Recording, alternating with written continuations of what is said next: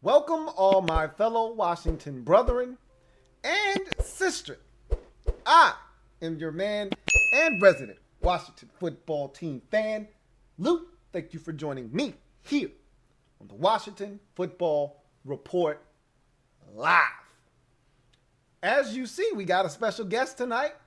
Ramon is in the house. He was really upset with me. Last couple of weeks, I've been burying him underneath the cap. He's been dying to get out. It's been really nice outside. I said, look, I can't make you any promises, but if things go right, if everything aligns, I'll allow you to come out and say hello to everybody next week. Well, here we are. The weather's been great. Everything has lined up. So Ramon will be joining us tonight. So, you know, what's funny to me right now is that with this fan base, and they're not alone. I shouldn't single out this fan base because other fan bases do the same thing. And it's not uncommon that fans of a particular team don't really care about other teams. They just care about their team and what's best for their team. And so they come up with these scenarios as to how to better their team without any regard for anybody else's team. So we did this thing with Jonathan Allen when we were trying to get one of these quarterbacks, Matthew Stafford or Deshaun Watson or Russell Wilson. It didn't matter. Hey, just give him Jonathan Allen. Hey, give him some first round picks, maybe a second, and throw in Jonathan Allen. That's not how this works. That's not how any of this works. And that's what I told you then. That's not how this works. You don't get to just pawn off your stuff. Hey, Landon Collins is injured. Hey, throw him in the deal. Sweeten the pot with Landon Collins. They don't want that shit, man. They don't want your damaged goods. Hey, won't you give him Ryan Kerrigan? You can't trade Ryan Kerrigan, okay? Nobody wants a 32-year-old pass rusher with no contract left on the last year of his deal. Stop trying to pawn off the stuff that you no longer want, no longer need, to somebody else thinking that they're going to look at it as this shiny new object. So fast forward to present day. I don't know how this started. I don't know where this came from. But apparently a few fans got a hold of, hey, Brandon Scherff turned down, a deal that could potentially make him the highest paid guard in the league. Again, I can't confirm nor deny that. It's being reported. You run with it because that's the gospel right now. Whether he turned down that deal or not remains to be seen. When Rivera spoke last week, he said, haven't had any negotiations with Scherff since we put the franchise tag on him. Meaning, they probably offered him a deal prior to them applying the franchise tag, and he turned it down. Now, was that the deal to make him the highest paid guard in the league? What was the language in that contract? I don't know, and I'm not looking to speculate. I assume, and I feel pretty confident in this assumption, that they made him some type of offer, and it was probably a damn good one. But as I said last year, before we slapped the first franchise tag on Brandon Scherff, don't tag a guard. And you damn sure better not tag him a second time. Okay? Because we've been down this road before.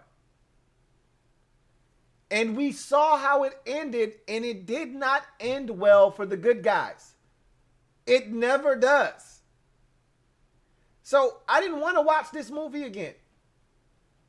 I said, please, be kind. Let's rewind this thing and do it the right way. We got an opportunity. He played out the season. He got injured like he normally does, and they knew what they were signing up for. Rivera probably made the lone mistake that he's made thus far as Washington football team head coach. when he slapped the franchise tag on Brandon Scherff. And he owned up to it. He said, that was my call. I think there were other people in the building that said, Ron, we shouldn't do this. This isn't smart. And Ron overruled them and said, this is the kind of guy I want to help build this culture that we're trying to instill here in Washington. He's the perfect guy for it. He's a hard worker. And Ron has said, I want my best players to also be my hardest workers. Brandon Scherff is one of the hardest workers on the team. He also happens to be one of the best players. That's exactly what Ron is looking for. And when he envisions what this organization is going to look like on and off the field, Brandon Scherff is one of those guys that's a part of this organization.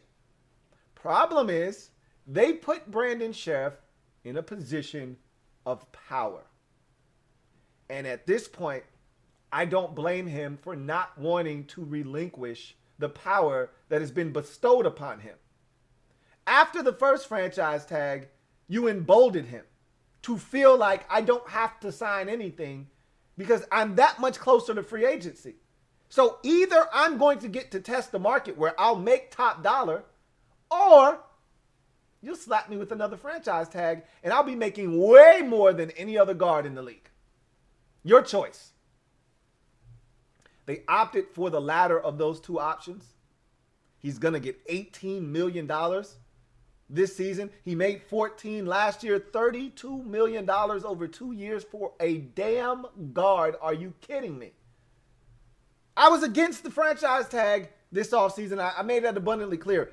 Do not franchise tag this guy. Either it's long-term or you let him walk. Well, that ship is sailed. I don't want to beat that horse. It's long been dead. I've already said my piece on that matter. Here's what I want to focus in on. All of the fans this past week that I've been seeing on socials, on Twitter, on IG, okay, spewing this trade Brandon Scherff narrative. I can't tell you how many people have left messages, either hitting me in the DM on IG or hitting me up on Twitter and adding me on Twitter or in the comment sections of one of the videos. Hey, Brandon Scherff is trade bait. Trade bait for what and to who? Like, it's asinine to me for you guys to think that Brandon Scherff somehow is going to be traded. Who in their right mind? Let's try to make sense of this for a second. Who in their right mind is trading for Brandon Scherff and his $18 million salary for the upcoming season? Now you're going to say, well, duh, Louie T. They're going to trade for him and they're going to give him a new contract. Who's looking to give Brandon Scherff a new contract right now? Who's looking to do that? First of all the money is dried up. Like, who's got $14, $15 million sitting around? And obviously, with the way people are playing with the cap this year and finessing it, I'm pretty sure someone could trade for him and fit him under the cap this year and make the numbers work. But you don't pay the kind of money you're going to have to pay Brandon Scherff unless you're about to win a Super Bowl. Unless you're a guard or an offensive lineman away from winning a Super Bowl. You just need that one dominant piece up front. Who's doing that? This was the offseason of the guard getting reduced in salary. How many big-time guards that we see around the league either get cut or have to restructure their deal to make it make more sense? Teams got smart this offseason because of this reduced cap that they're throwing around, and they took advantage of it to get rid of players that they didn't want. That's what the teams did this year. They tried to throw this whole, man, look, we don't have any control over this. It's the cap. It's shrunk. No, you got plenty of control over this. You notice all the guys that they wanted to keep, they kept. And all the contracts that they viewed as bad or perceived to be maybe a little bit more, a little bit more extravagant than we would like to be paying this player at this time, they got rid of those guys.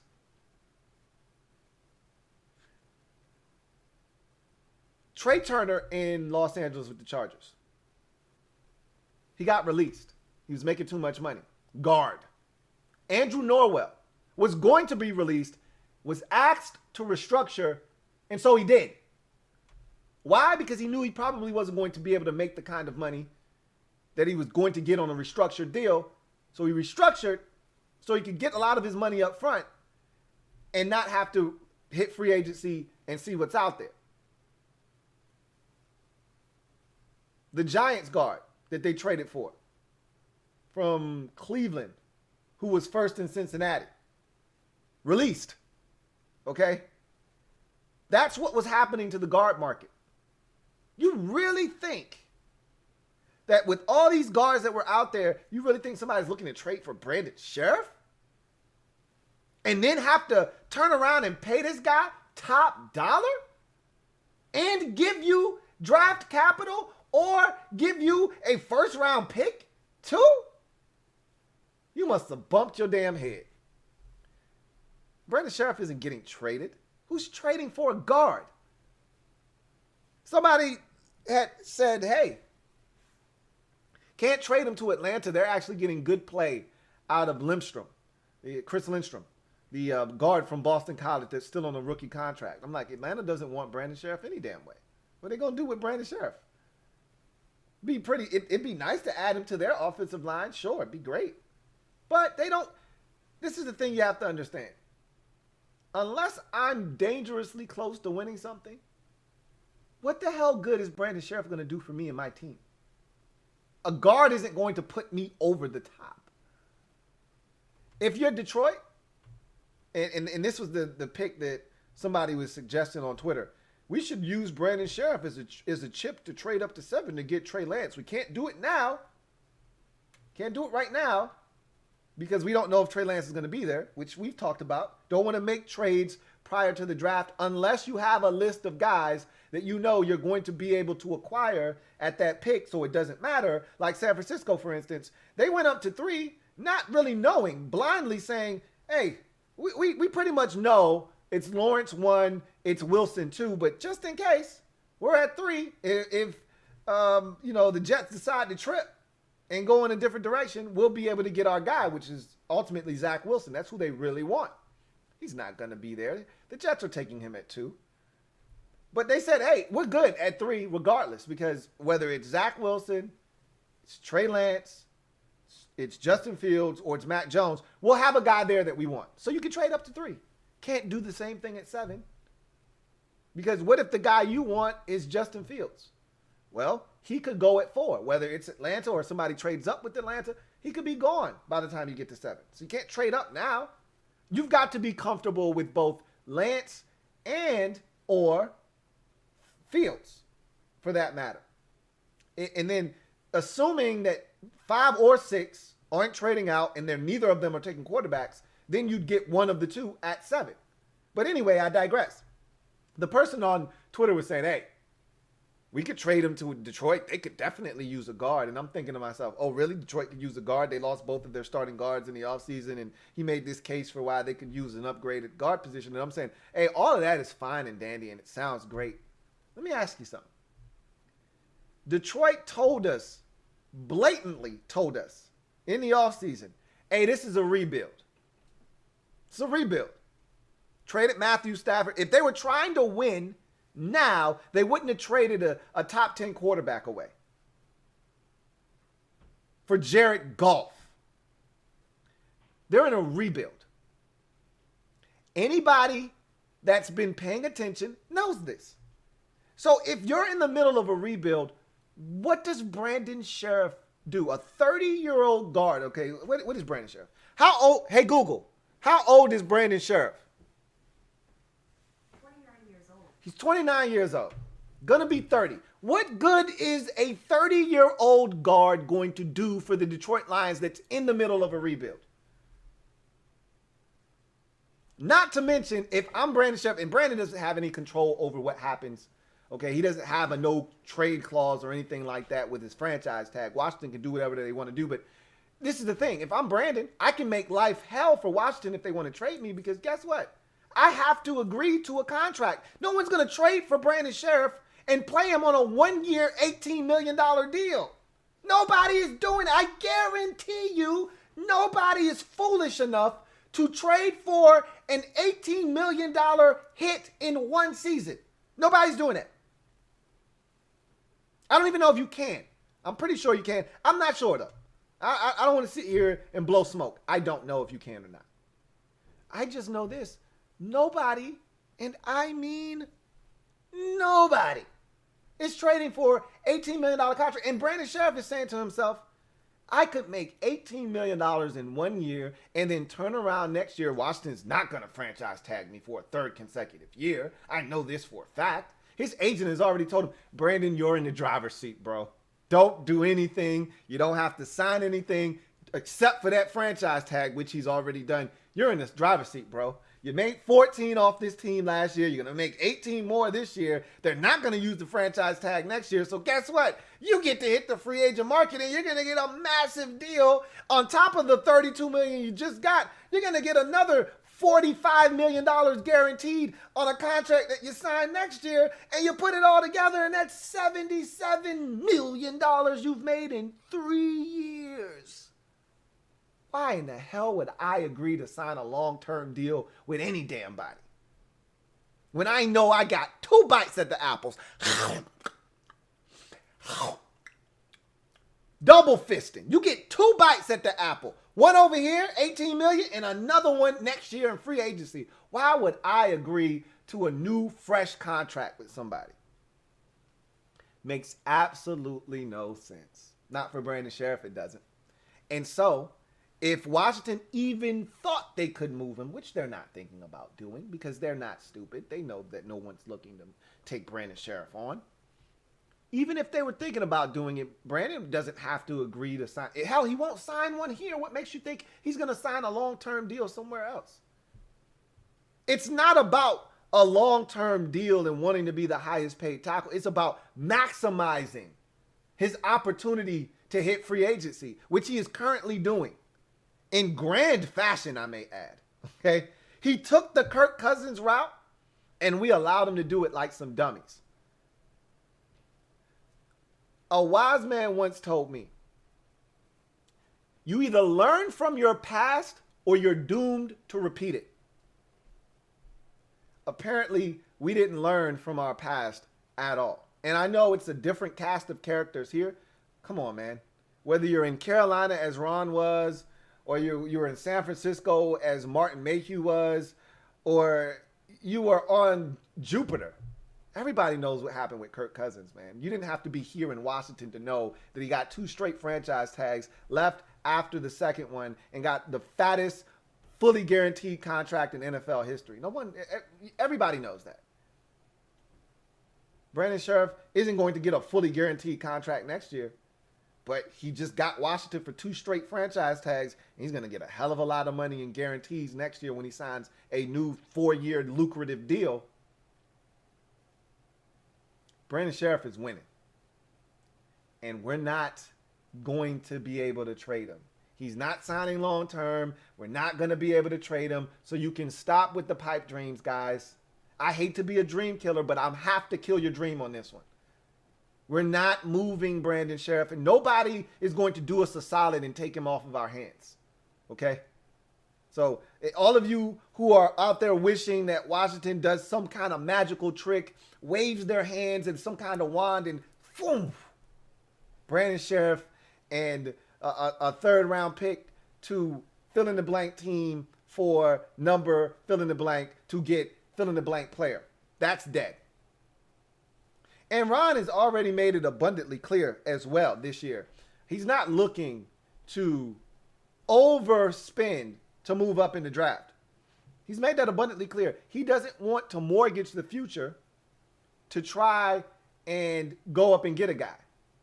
So I said all of that to say this.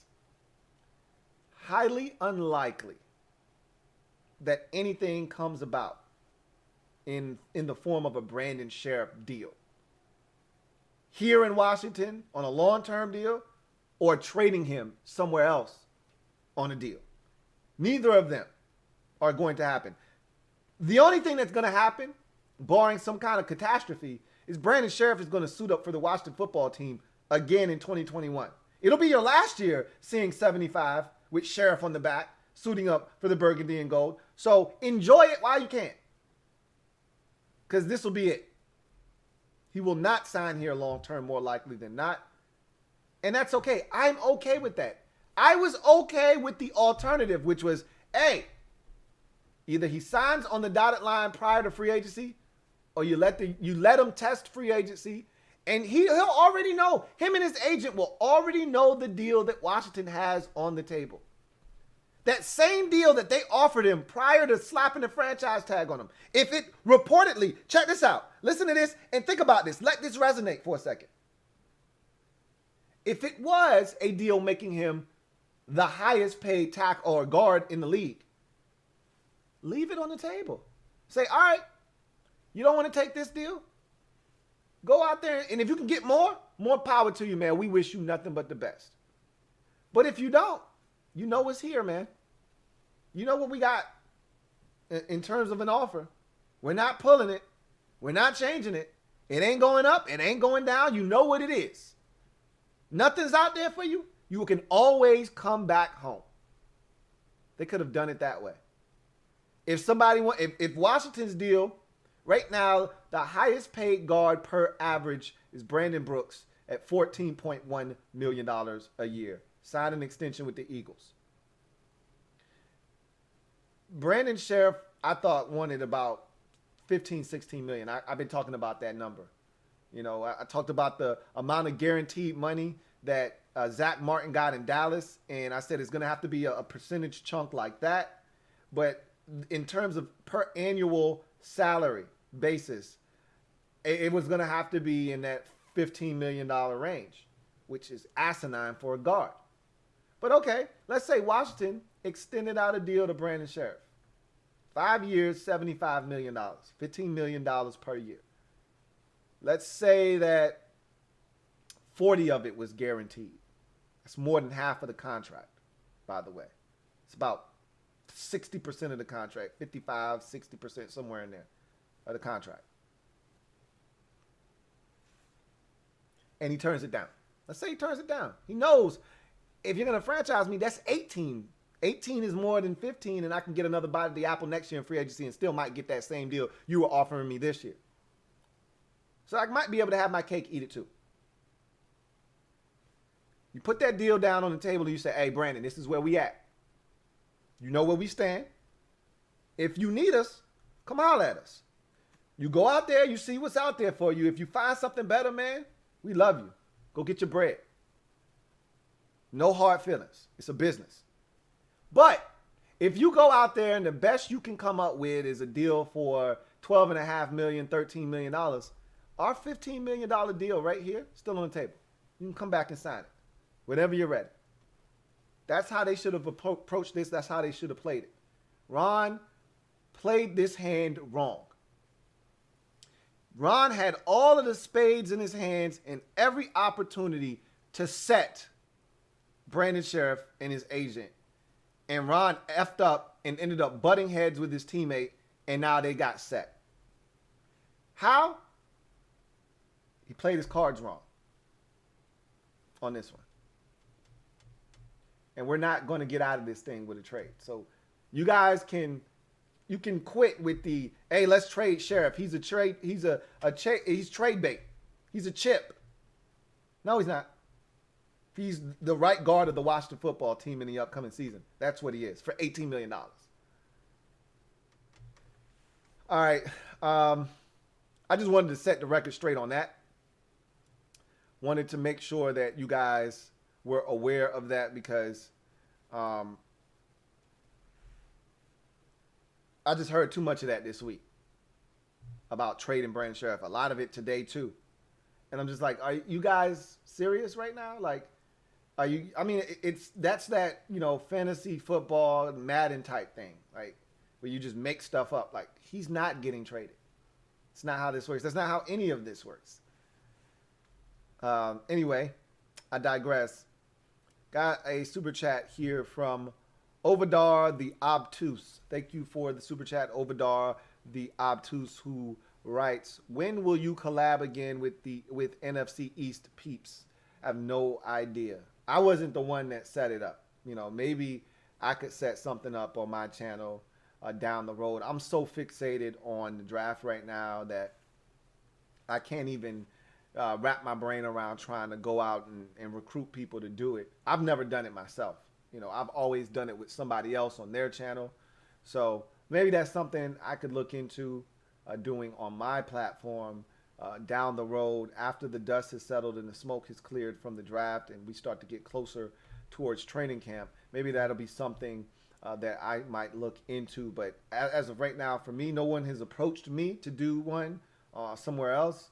And I definitely don't have time to try to organize one myself. So I can't tell you when that will be, but it'll happen again eventually. Whether somebody reaches out to me or I reach out to some people, it's going to happen again because I know a lot of you enjoyed that and you want to see it again. So it'll get done. It's just a matter of when. Not if, but when. With who and where.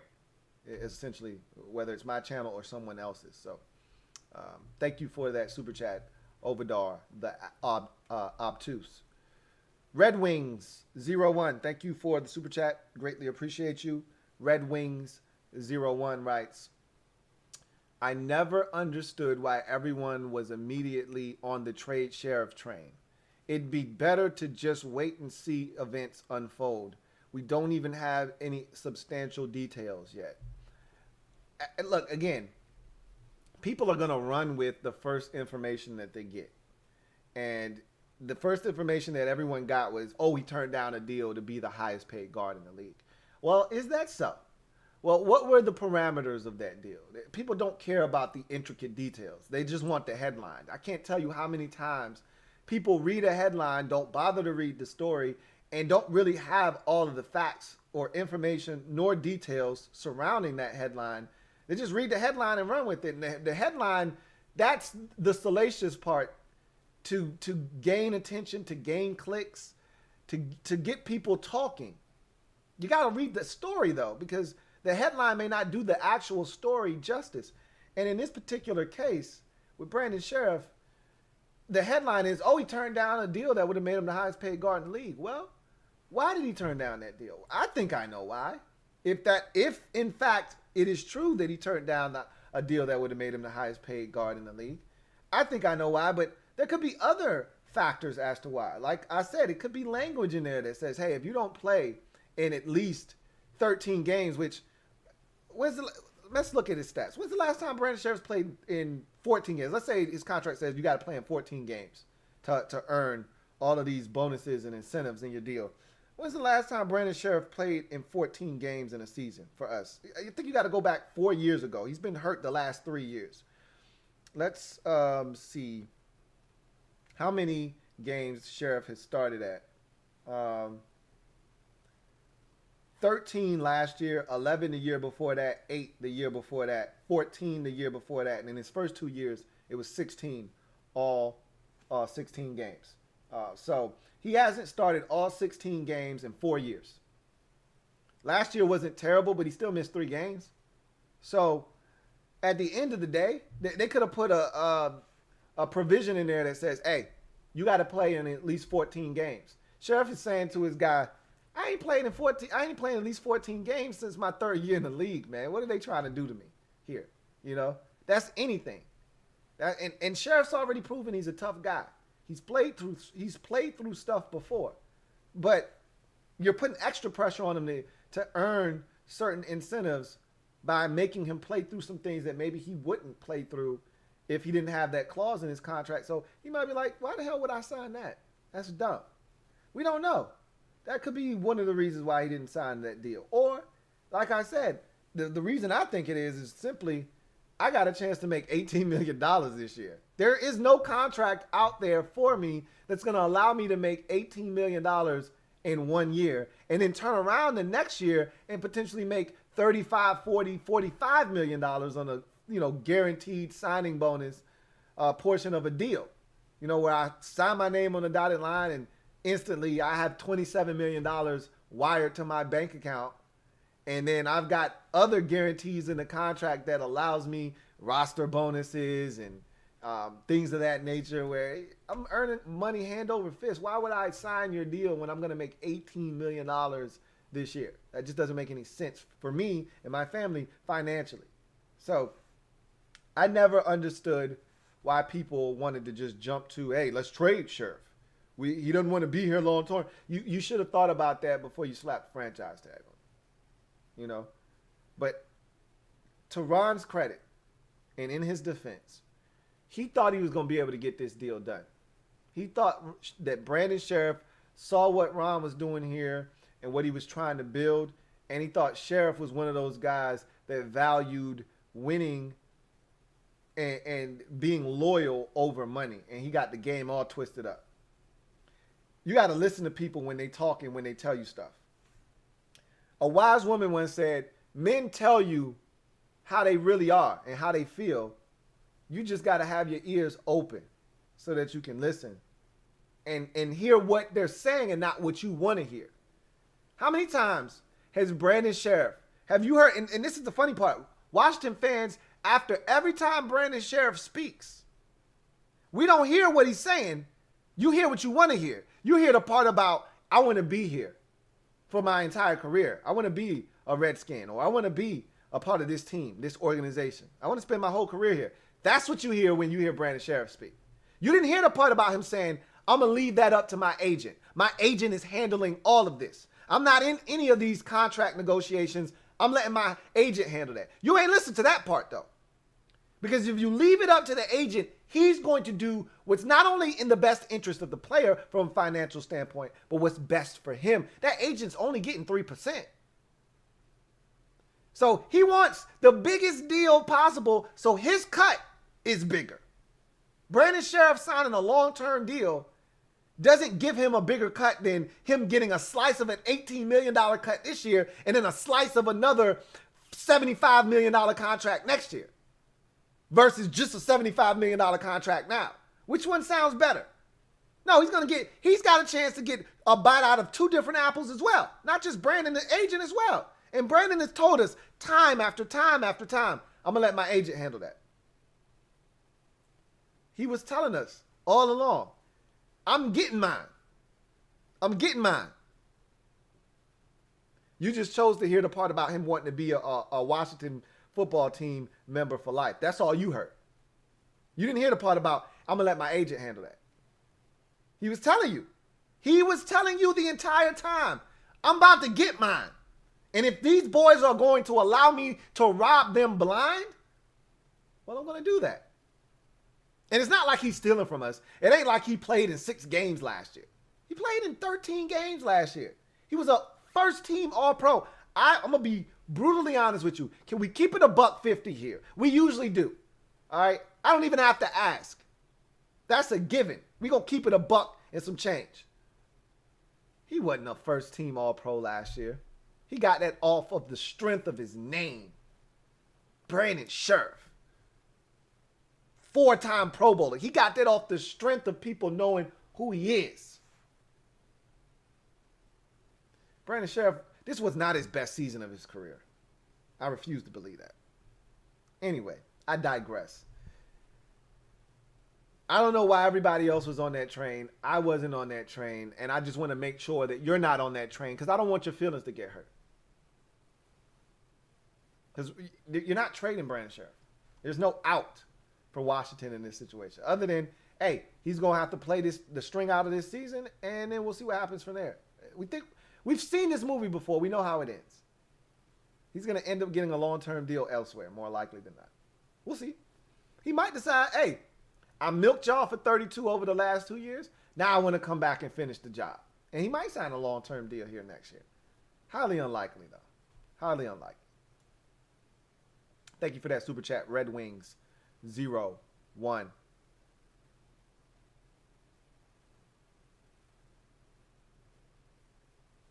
All right.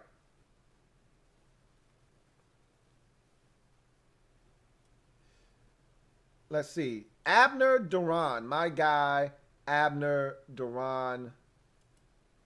Thank you for the super chat. Greatly appreciate you. Abner Duran writes, hey, Lou. Just to thank you for dropping gems on our melons and getting us thinking a little bit. Now I'm able to catch you live, which is not as often as I would like. Sorry about that. Blessings for you and your loved ones. Thank you, Abner Duran. Really do appreciate you. I was able to catch you on a live stream, I believe, on Wednesday. I think it was Wednesday. It might have been, I think it was the podcast on Wednesday. It might have been Monday's podcast. Either way, it's always good to see you. Always good to run into you. Really do appreciate the support, man. And thank you for all of the continued support that I get from you. Greatly appreciate you. Thank you so much. Abner, Duran. Let's see.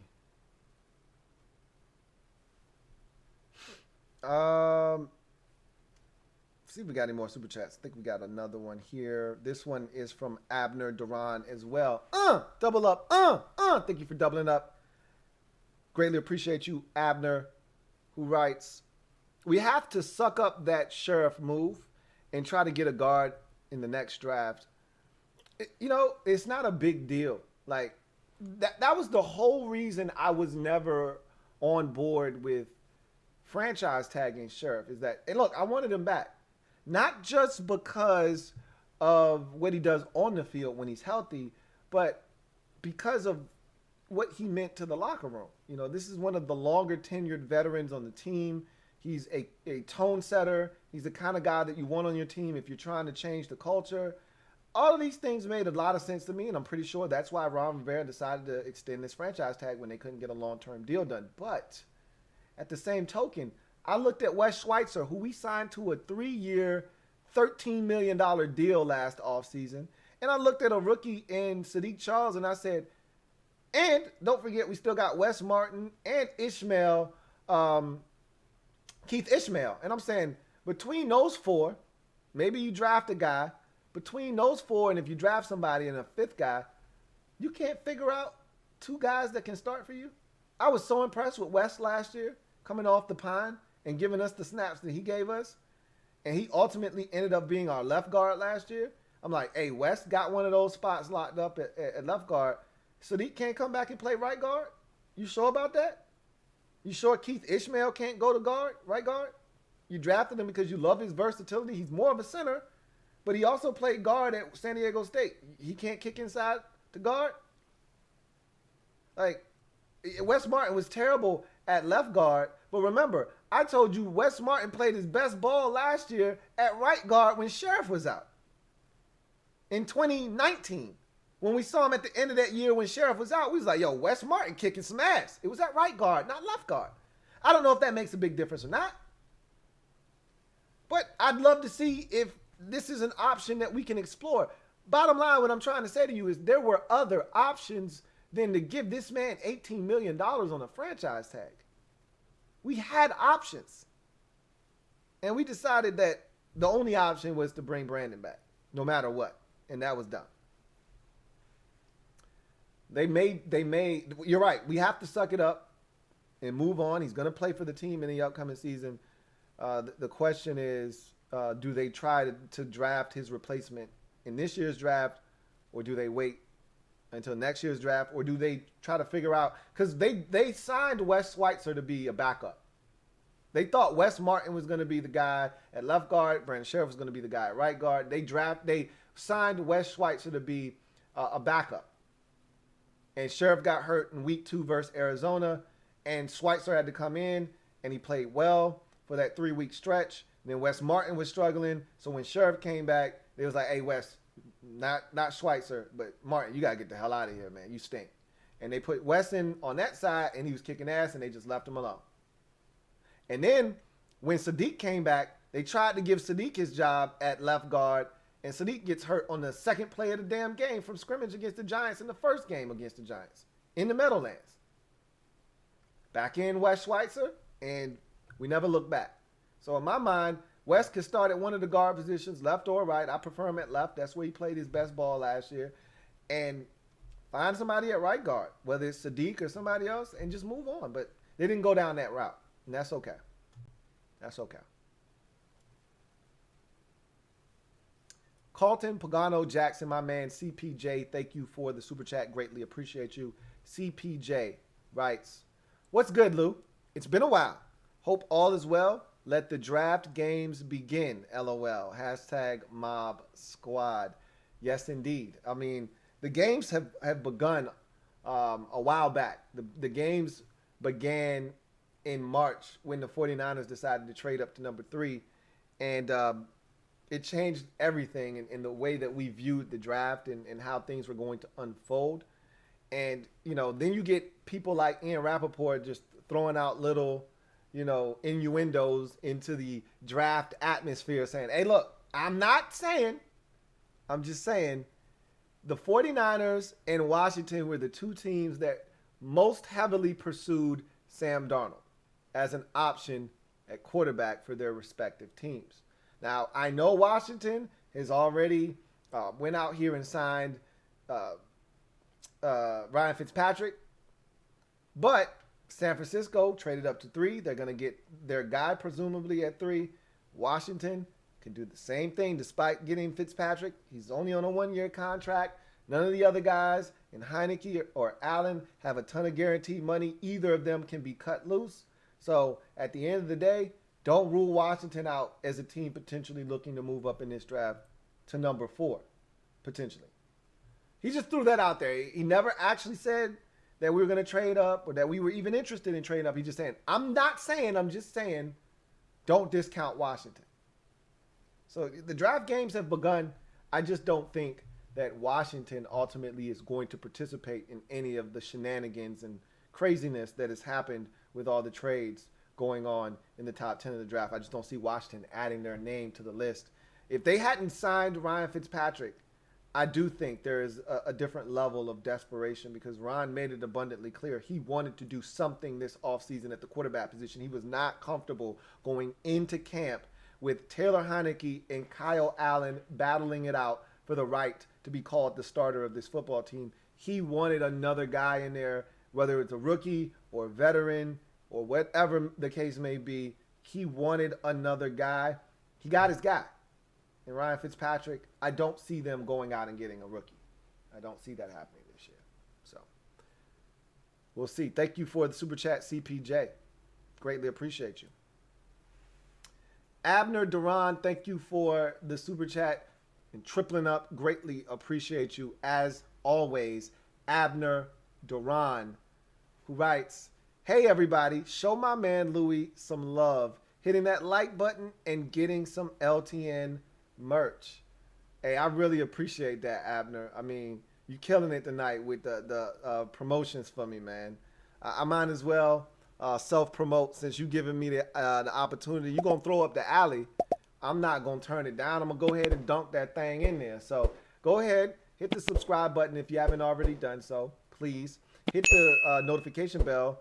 I've heard it's been malfunctioning. Again, I'm going to try to be better about announcing. And I had a golden opportunity to announce tonight that I was going live, and I didn't. I got to start training myself and rewiring my brain to go on socials and just let everybody know, hey, got a show tonight at 8:30. Please join me if you're not doing anything. You got some time on your hands. Would love for you to stop by and kick it with us. I should have done that tonight. I didn't. But turn on the notification bell. Maybe it works. Maybe it doesn't. Either way, you'll feel better knowing you have it on. And then finally, hit the like button.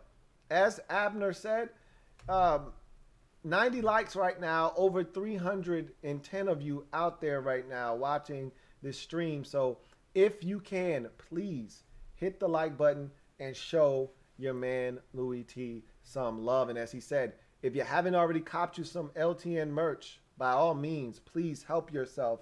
There is plenty of merch available. Shirts, hoodies, beanies, hats, masks, you name it, we got it. So go ahead and check that out.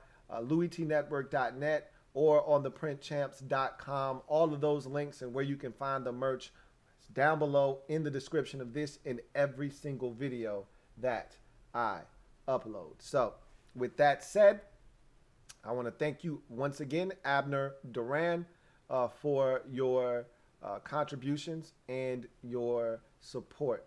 Greatly appreciate you. Got another super chat. This one is from Brandon Shepard. Thank you for the super chat, Brandon Shepard. Greatly appreciate you. My man Brandon writes, yo, my man Louie, time to put your GM hat on.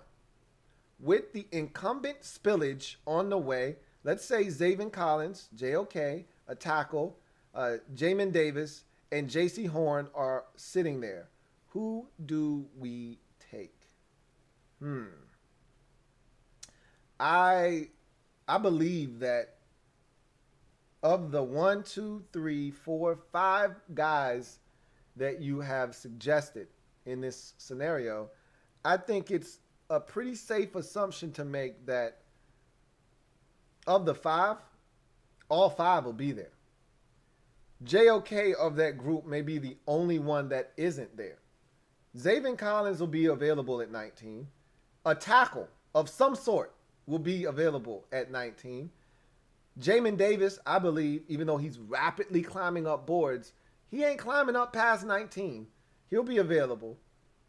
And J.C. Horn, I really believe is going to still be available at 19. So outside of JOK, I feel really confident saying that more likely than not, because of the spillage, you're going to see most of those guys on the board at the time of Washington's selection. Now, you asked me who I would take of this group, and I've already said I don't think our tackle position is a dire need at this point. Now, could they use an upgrade? Sure. I've acknowledged that. We don't have an all-pro tackle or a guy that even resembles a Pro Bowl tackle. And you'd like to have that caliber of a player on your bookends. So could we use a tackle? Absolutely. Absolutely. But I went into the offseason feeling like linebacker was our biggest need.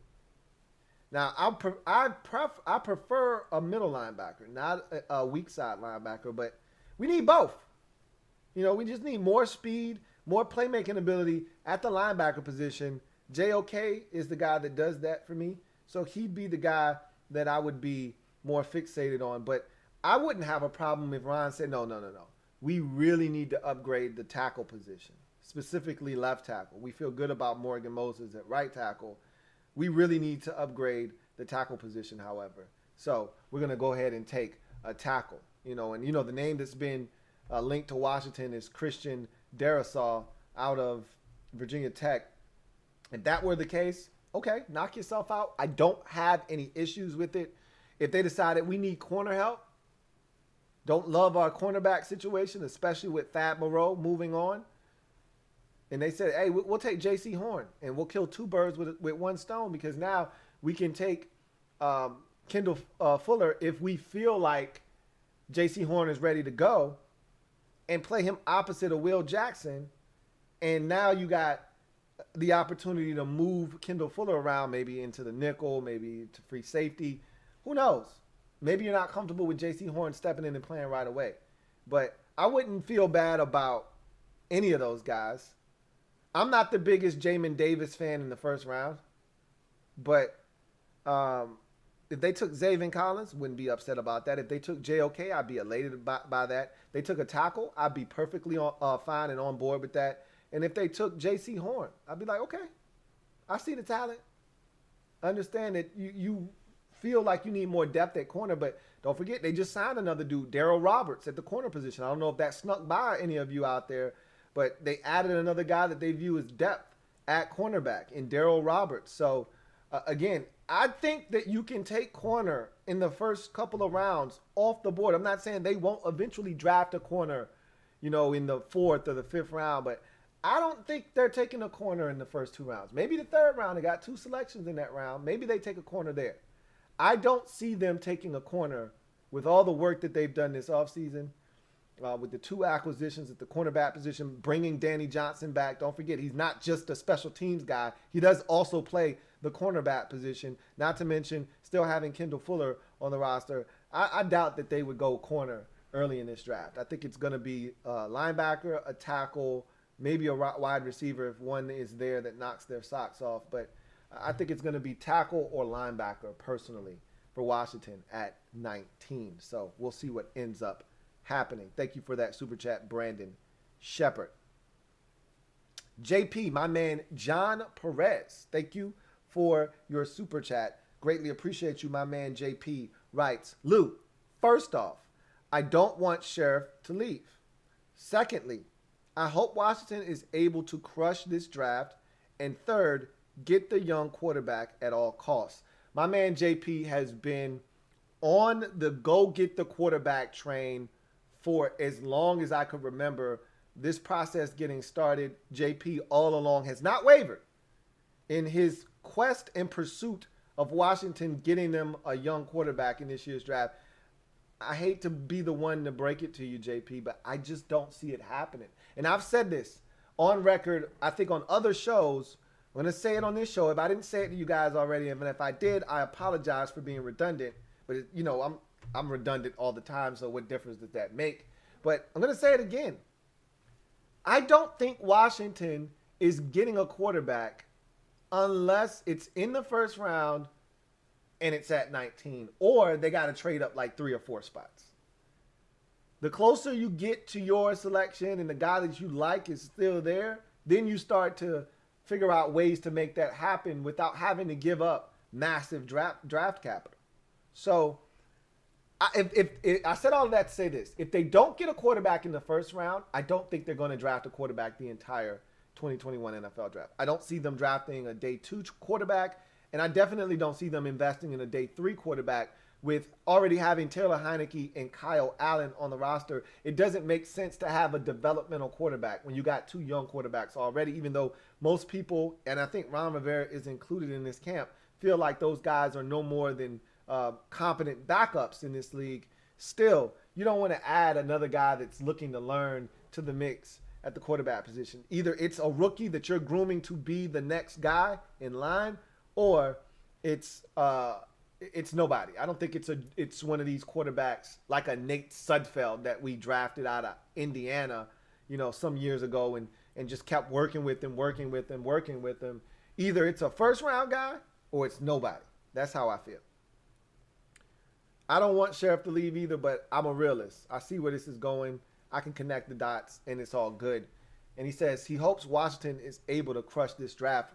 We always hope for that. As a fan, you always hope your team is able to knock it out of the park in the draft, because that's where rosters are built. That's where games are won, in the draft. If you can't get the draft right, your organization is going to be in a rough spot for many years to come. So, thank you for the super chat, JP. Got another super chat. This one is from Martin Matthews. Thank you for the super chat, Double M. Greatly appreciate you, my man. Martin Matthews writes, "Hey, Louie, I saw today that Washington football team might try to trade Cam Sims. What do you think we can get for him?" Again, trade Cam Sims where and to whom? Now, he's more of a guy that could be traded if somebody were truly interested. And I told you guys, don't make the mistake of thinking nobody's eyeballing your stuff. For as much as I disrespected Cam Sims in the past, and even after the season he turned in, which he was really good, there still were a ton of drops. There still are a lot of inconsistencies in his game at this point. But Washington saw fit because of the promise and the stats he put up and some of the plays he made last year. And one of the most impactful plays of the entire season was made, 2 of them, as a matter of fact, in that Steelers game. That catch and run in the first half on a bubble screen that he breaks a big play for right before the beginning, the end of the first half. That was massive. That was a massive play by Cam Sims. And then, I guess you could say it was 3 big plays, because he had a tunnel screen, a bubble screen. First drive of the second half is, I think we come out at a halftime break. Remember, we got the ball first in the second half. He catches a bubble on like a 3rd and 14, and he ends up getting like 17 or something like that. I think it was a big game, whatever it was. He got the first down. That was massive. We go down, we scored a touchdown, and it really changed the tenor of that game. And then, of course, the one-handed grab after, Washington had a chance to get in the field goal range to kick the game winner. He makes the one-handed grab, and it was awesome. So he did some good things, but I don't think you're not going to get much for him in a trade if that's what Washington was looking to do and somebody was interested. That's you'd swap late round picks and throw Cam Sims in, Hey, let me get your 6 for my 7th in Cam Sims. Yeah. Let me get your 5th here, or your 6th, and I'll slide you Cam Sims. You're not getting any more than that for Cam Sims. I don't think they're trading him though, but we'll see. Thank you for that super chat. Got another one here from D Hill. Thank you for the super chat, D Hill. Greatly appreciate you. D Hill writes, double up, on my first super chat ever. He says, to change subjects, what do you think about Heineke being our starting quarterback for next year? Taking this year to learn behind Fitzpatrick. So Heineke isn't here to learn behind anybody. He knows this offense. And last year he got a taste of what it's like to start a game of high magnitude. He didn't start a regular season game. He started a playoff game at home against the eventual Super Bowl champions. He doesn't need to learn anything other than what it feels like to play as the starting quarterback week in and week out. That he knows nothing about. But he's had ample opportunities in this league to play. Enough so, he had a start in Carolina. He played in the fourth quarter against Carolina here in Washington. And he played and started the entire Buccaneers game in the playoffs.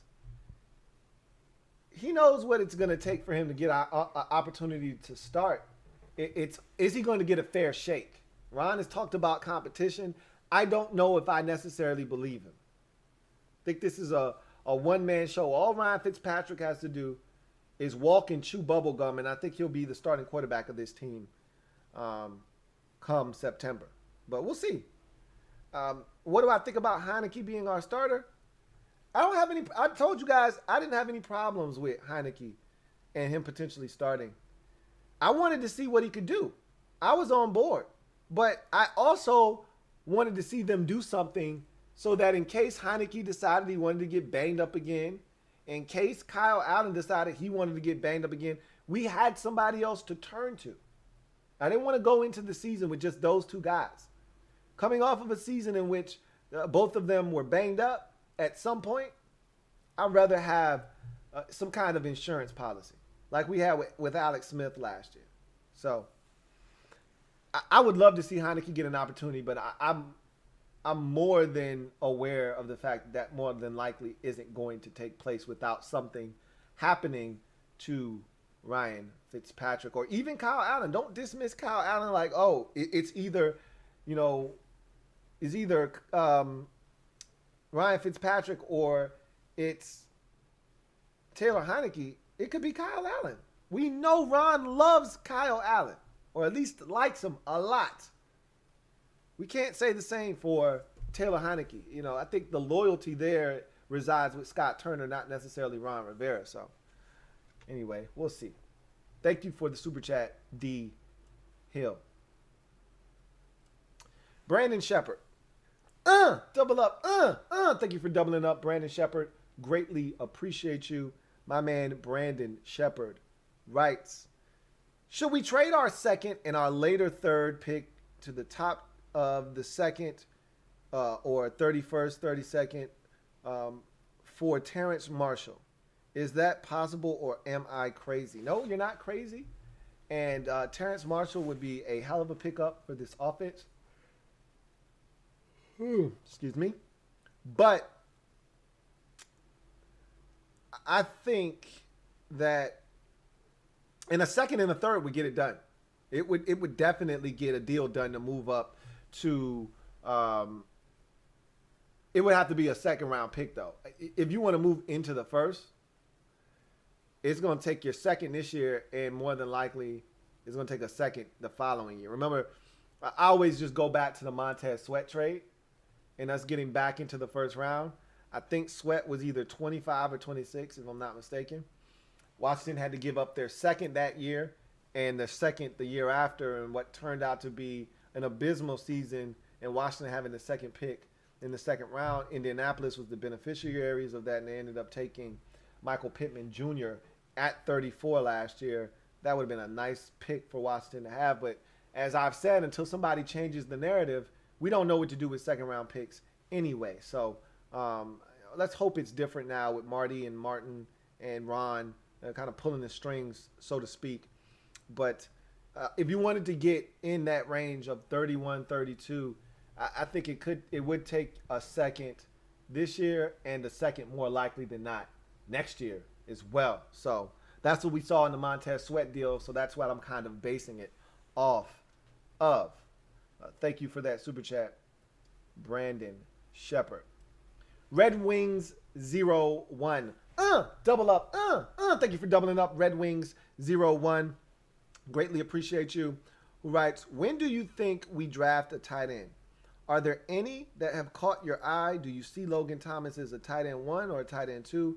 I see Thad Moss as our tight end 3, so we need one more. I kind of view the tight end landscape in the exact same way that you do. I see Thad Moss, if he even makes the team, as a third tight end. I don't think he's a tight end 2. Logan Thomas, I still contend that he's a tight end 2, even though he opened my eyes last year. I'm more confident and bullish on Logan Thomas now than I was a year ago this time. So with that said, I still think that he lacks some of the athletic exploits that you look for at the tight end position for your number 1.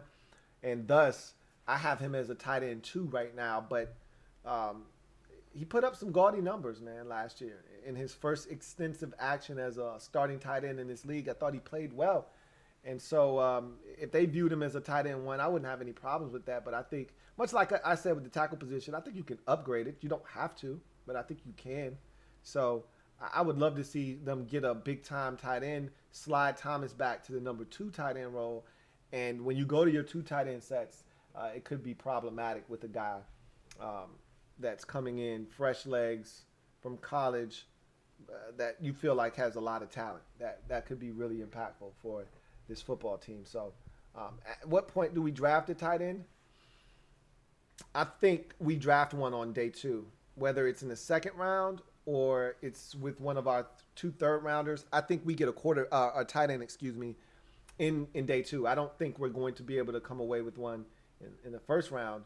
But in the second round or with one of the 2 third-rounders, I think at that point, tight end becomes a bit of a necessity and something you should be looking to upgrade. And I think they will be looking to upgrade that at that point of the draft. Thank you for the super chat, Red Wings 01. King of the North, thank you for the super chat. Greatly appreciate you. As always, King of the North writes, I think Lombardi is just throwing out scenarios to get attention. That being said, if we traded up 4 for Lance, it would be worth it if he becomes a great quarterback. It's a high stakes gamble on their eval ability. Look, man, I too think that Michael Lombardi is just saying stuff. This is the time of the year where you take advantage of everyone's curiosity and you put out pervasive arguments like that get people talking, and you've done your job. If somebody says, hey, did you read what Michael Lombardi said on his podcast? You go, no. Hey, you should really listen to it. It's crazy what he said. I believe him, though, and I agree with him. But, so that now by word of mouth, people spread the message for you, and all of a sudden, that episode is a big one for you because you said a couple of key words in there that, that were buzzwords that people were able to gravitate towards and grab. I'm going to just tell you, Lombardi has enough contacts around the league to give a little bit of what he's saying some credence. I told you it's lying season, so I don't really buy much of it. But that said, if we were to go off of that scenario, Washington trades up for Lance, I've always said that there are a lot of things that we do in this draft process that we do because it's the thing to do. One of those things, and my mantra and my motto is get your guy when you feel the need to get your guy. And I may kill the 49ers for what they're about to do potentially in drafting Mac Jones at 3. Well, who gives a shit? If Mac Jones is their guy and they trade up to get him and he turns out to be the next, Tom Brady, let's call him Tom Brady light, and he wins them a couple of Super Bowls, is anybody going to be thinking about, oh man, I remember when they traded up to get him at number 3? No one's going to be talking about that. They're going to be saying, man, the 49ers got that shit right. They knew what they were doing. They knew this was the perfect guy to fit their system. So nobody cares about what you spend on a guy unless he turns out to be really good or really bad. So when we drafted Scherff, it became an issue because you spent the 5th overall pick on a guard. But he turned out to be a damn good football player. Were any of you talking about, man, I can't believe we spent a 5th overall selection on a guard? We could have had X, Y, Z. I don't even remember who was in that draft because he's been so good. I've never had to go look at that draft to make sure that we didn't miss on anything. I've been so pleased with Brandon Scherff. Who cares that we traded or who cares that we took him at 5, assuming he was a tackle and only to find out he was a guard? Nobody cares. If a guy turns out to be a stud for you, that's all you care about. So I'm with you on that, King of the North. All right. So that is the last super chat. What we're going to do now is we're going to transition to my wide receivers as I continue my rankings. Yesterday, I gave you 1 through 8 in the receiver rankings department.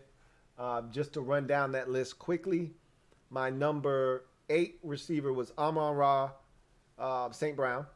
My number 7 wide receiver was Terrence Marshall Jr. My number 6 wide receiver, my number 7 wide receiver was Minnesota wide receiver Rashad Bateman. 6 was Terrence Marshall Jr. out of LSU. 5 was Florida wide receiver Kadarius Toney. 4 was Ole Miss wide receiver Elijah Moore. 3 was Alabama wide receiver Devontae Smith. 2 was Alabama wide receiver Jalen Waddle. And number 1 was LSU wide receiver Jamar Chase. So we're going to pick up where we left off. I got a super chat here, so I'm going to take this before we transition over to that. And this is from my guy, John Livingston. Thank you for the super chat, John Livingston. Greatly appreciate you. My man, JL Smooth writes, you see Brandon Marshall wild out on I Am Athlete about NBA contracts, and he was mostly wrong. Rumor mill here talking blow up trading for Pitts. No, I didn't see Brandon Marshall on I Am Athlete. I saw memes of him going ape shit, but I didn't actually know what the hell he was talking about.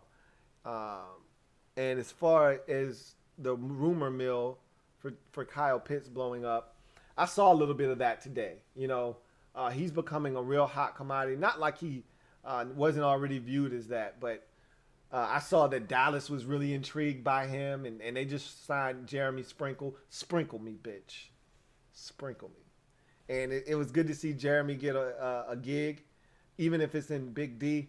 Just good to see him sticking around in the league. And again, he's not guaranteed anything, especially if the Cowboys were some way able to get their hands on Kyle Pitts, whether that's at 4 or at 7, or they stand pat at 10 and he falls into their lap.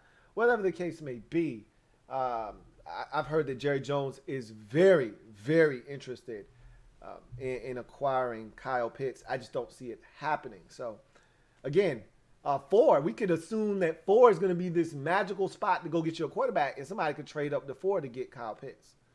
As crazy as that sounds. So, we don't know what's going to happen, but I have heard rumors starting to conjure up about the potential for someone to trade up to get Kyle Pitts. Thank you for that super chat, John Livingston. Greatly appreciate you.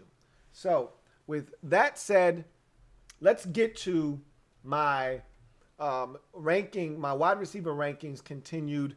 I've got prospects 9 through 13 on my list today. So let's jump into that. I'll grab my notes and we will take a look at. And let me just say this last thing about Brandon Scherff. He's not looking to sign a long-term deal, okay? He told his agent after Washington slapped the franchise tag on him, he says, hey, tell him I'm not signing a damn thing long-term, and make sure you tell them this. What did I say for you? Tell them to bring me my money. Yeah! My number 13 wide receiver in the 2021 NFL draft is Tylan Wallace. And this is an interesting kid from Oklahoma State. Has a twin brother that played for OSU but had to retire because he tore his ACL in the same knee 3 times. So he was forced to retire from football. And so Tylan, who is the younger brother, forged on. His brother is now a part of the Oklahoma State University staff. And he's been tearing shit up. And I like this guy a lot.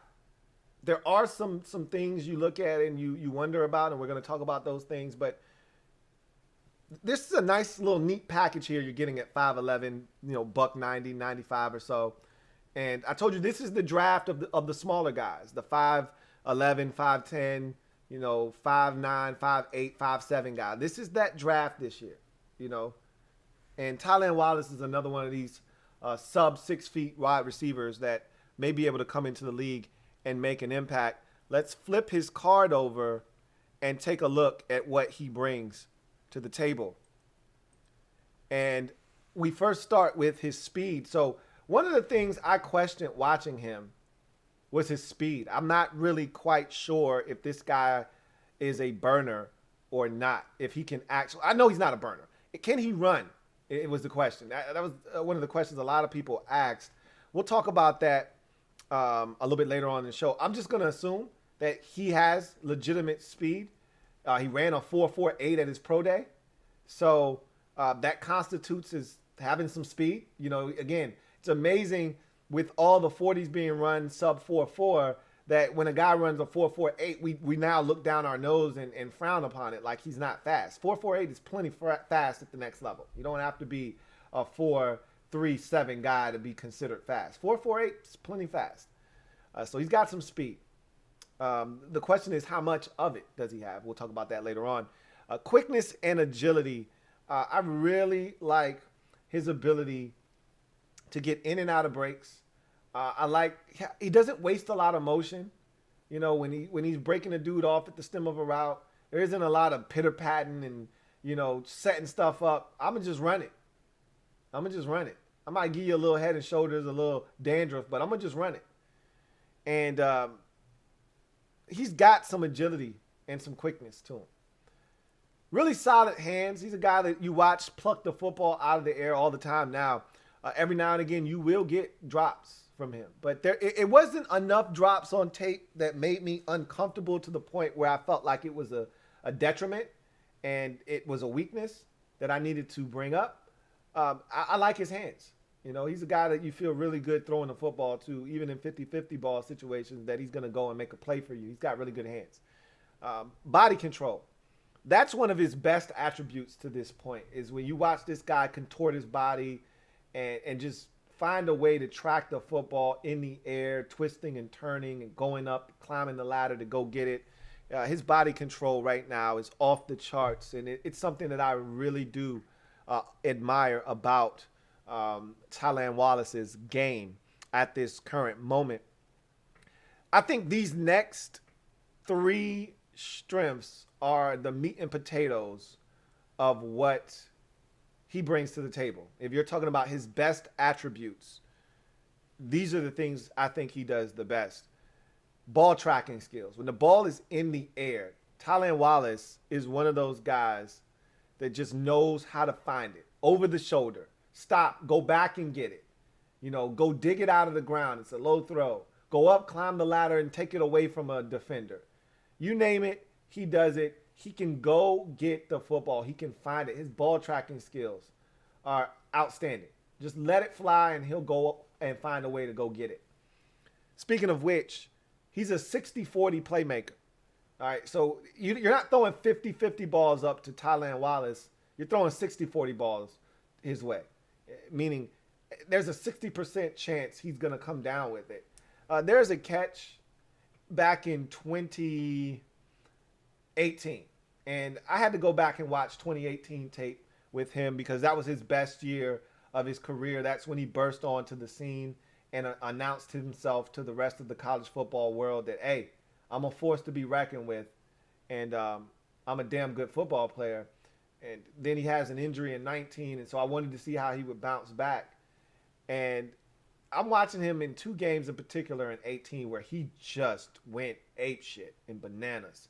Against Texas and against Oklahoma, 2 of the biggest games on the schedule. This guy shows up, and he's got 10 catches for 220, and then he's got another game where he's got like 8 catches for 225. Like, he was an animal in those games. And one of the catches in one of those games, I want to say it was Oklahoma. There are 2 defenders. There is no way he's supposed to come down with this football. And he just goes up. It might have been one-on-one, whatever the case may be. His quarterback just threw it up. And he goes up, climbs the ladder, and snatches the ball away. And I want to say it was 2 defenders. And you're like, how in the hell did you do that? That's what Tylan Wallace does, though. He goes up and gets it, man. So he's a 60-40 dude. When you throw it up, down the field, one-on-one, double coverage, whatever the case may be, you're like, hey, I'm going to give my guy a chance. You're giving him more than just a chance. He's more likely than not going to come down with it. So that's another one of his strengths. Can catch the football in traffic. Not a guy that I would routinely ask to do this, but I feel good about it. If I need one on 3rd and 5 to move the sticks and I have this guy run a stop route, not only is he going to catch it, he's going to come back to the football. He's going to come back down the stem and get the football and then turn it back up the field. So he can make catches in traffic. Will work for food. I love his physicality in the run game. Too many times I've said this draft season, and look, it goes with the territory. I talked about this being the year of the draft of the smaller receiver. Well, a lot of these smaller guys just aren't good blockers, or they don't try very hard to be one, or they're just physically incapable of being really good blockers. When you're 5'9", 175 pounds, good luck trying to block a defensive end or a linebacker or somebody big and physical like that. Good luck blocking Jalen Ramsey at 5'9", 175. He's going to knife in there and make a play. This guy's willing to go out and be physical and be hands-on in the run game and try to help spring his back. I love that. Consistent production is the last strength. Here's a guy that, while at Oak State, put up some pretty gaudy numbers over the last 3 years, and that includes a 2019 ACL tear that cost him 5 games of that season. When you look at his numbers the last 3 years, in 2020, 59 grabs in 10 games for 922 yards and 6 touchdowns. In 2019, before the ACL tear, 8 games, 53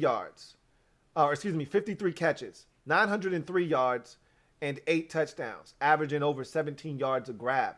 And then in 2018, which was his breakout season, 13 games, 86 receptions, 1,492 yards or 91 yards receiving, 17 yards a pop, 12 touchdowns. So you're talking about a guy that amassed over 200 catches in his career, over 3,000 yards receiving, and 26 touchdowns.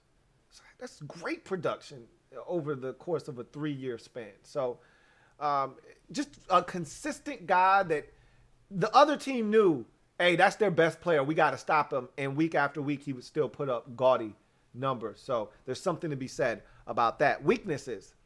Can this guy really run? Can he really run?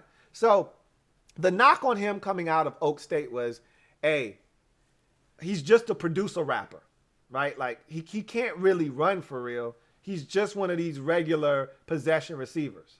He'll make the occasional splash play, but he's not really a dude that's a game changer because he can't run.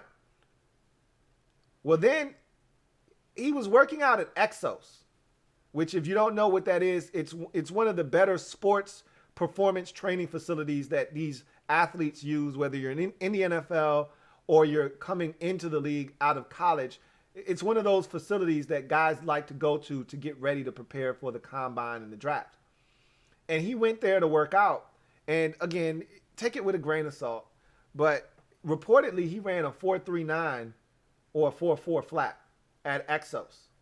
Now, that's a big discrepancy from the 4.48 he ran on his pro day.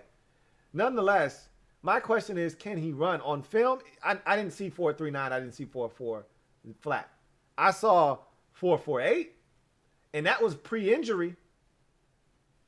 So maybe he'll get back to that 4.48 consistent bit of speed. He used to take some really big strides. I didn't see as big a stride in 2020 after the ACL injury. So that's something to consider. Can he really run? The 4.48 is fine, but can he really run? Is that a consistent time for him? Next one is, he primarily played Z receiver. All right, so at Oak State, they just put him on the right side of the formation and just pretty much left him there. You know, I watched him in at least 5 different games spanning the course of 3 different seasons, and I'd say about 92% of the film I watched, he was in the same spot. He wasn't at X. He wasn't in the slot. He wasn't going in motion. He did those things a few times, but he was at Z a whole hell of a lot. So there's nothing wrong with that, but you diminish your versatility and your positional flex when you just stay in the same spot. Like, you want to make it tough on a team, move the best receiver around. Don't let them say, hey, we're going to put our best corner on your best guy, and we know where we just need to line our guy up because he stays there on every snap. Limited route tree ran, okay? Limited route tree ran because he didn't run a ton of routes at Oak State. You know, it was a stop. It was a slant. It was a deep. He ran the shit out of the deep post. That backside bang 8, man, he runs a mean one. Reminds me of myself. That was my favorite route to run, was that bang 8, backside, deep post. Couldn't nobody cover me on that.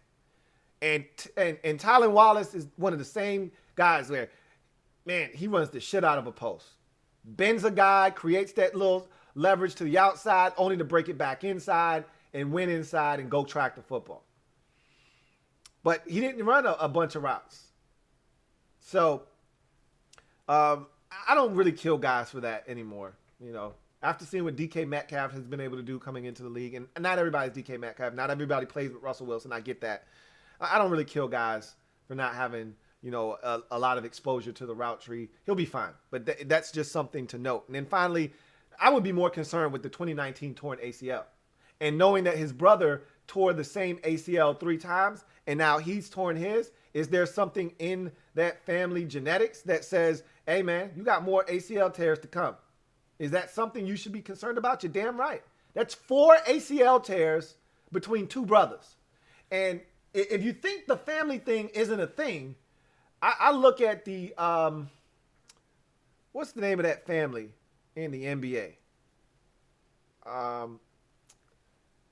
One of the brothers went to Missouri, barely played at Missouri, and went to the league after 1 year. He had drop foot, and I can't think of his damn name, light-skinned dude. Well, he tore his knee up. His brother tore his knee up. His sister tore his knee up, and she was a college athlete as well. Like, sometimes there's something to be said about genetics. So I worry more about the 2019 torn ACL than I do anything else. However, I'll say this. He didn't miss a single game after tearing his ACL in November. That's a hell of a recovery there. So I'll tell you what. I like this kid a lot. I think he brings a ton of skill to the table. Is he limited? Maybe a little. Is he as talented as some of the other guys we've talked about? No, which is why he's my 13th rated wide receiver in this draft. But he's got talent. He can play in this league. And that's why I have him as a day 2 prospect. I think he can come off the board in the 3rd round. I don't think he'll be a 2nd round pick. I think he's more of a 3rd round pick. I wouldn't be shocked if somebody snatched him up in the 2nd, but I think he's more of a 3rd round pick. I don't expect him to make it to the 4th round, though, in day number 3. My comp for him is Anthony Miller. You know, the former Memphis wide receiver that was drafted in the 2nd round by the Chicago Bears. I could see him having a similar fate, being drafted in the 2nd round. He to me is like a splitting image of Anthony Miller. Anthony Miller made so many big catches when he was at Memphis, diving grabs and leaping up and making all kinds of catches. I got excited about Anthony Miller. He gets to the league and he hasn't been that guy. As a matter of fact, there's a rumor going around right now that the Bears are looking to trade him. There was a knock on Anthony Miller coming into the league. Could he run?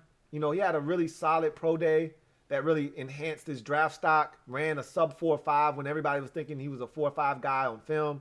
Same thing with Tylan Wallace. A lot of people thought he was a sub 4.5 guy. He ran a sub 4.5 at his pro day. I just see a lot of similarities between the two of those guys. So my comp for him is Anthony Miller. I see him as a day 2 pick. I think he's a 3rd round pick. Would not be surprised if Tylan Wallace goes in the 3rd or 2nd round. He is my number 13 wide receiver in the 2021 NFL draft. Yes, Bruce Van, Michael Porter Jr. is the guy I was talking about. He tore up his knee and had issues with his foot. His brother did the same thing, and his sister had ACL tear. So it can run in the family. So yes, I was talking about Michael Porter Jr. Thank you, Bruce Van. Got some super chats. I want to knock these out real quick before we move on to my next guy. And Blake Shodden, thank you for the super chat, Blake Shodden.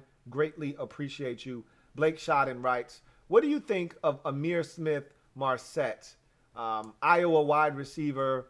Not really blown away. I'm not a big Iowa wide receiver guy. Again, I don't like to scout the helmet. I scout the player.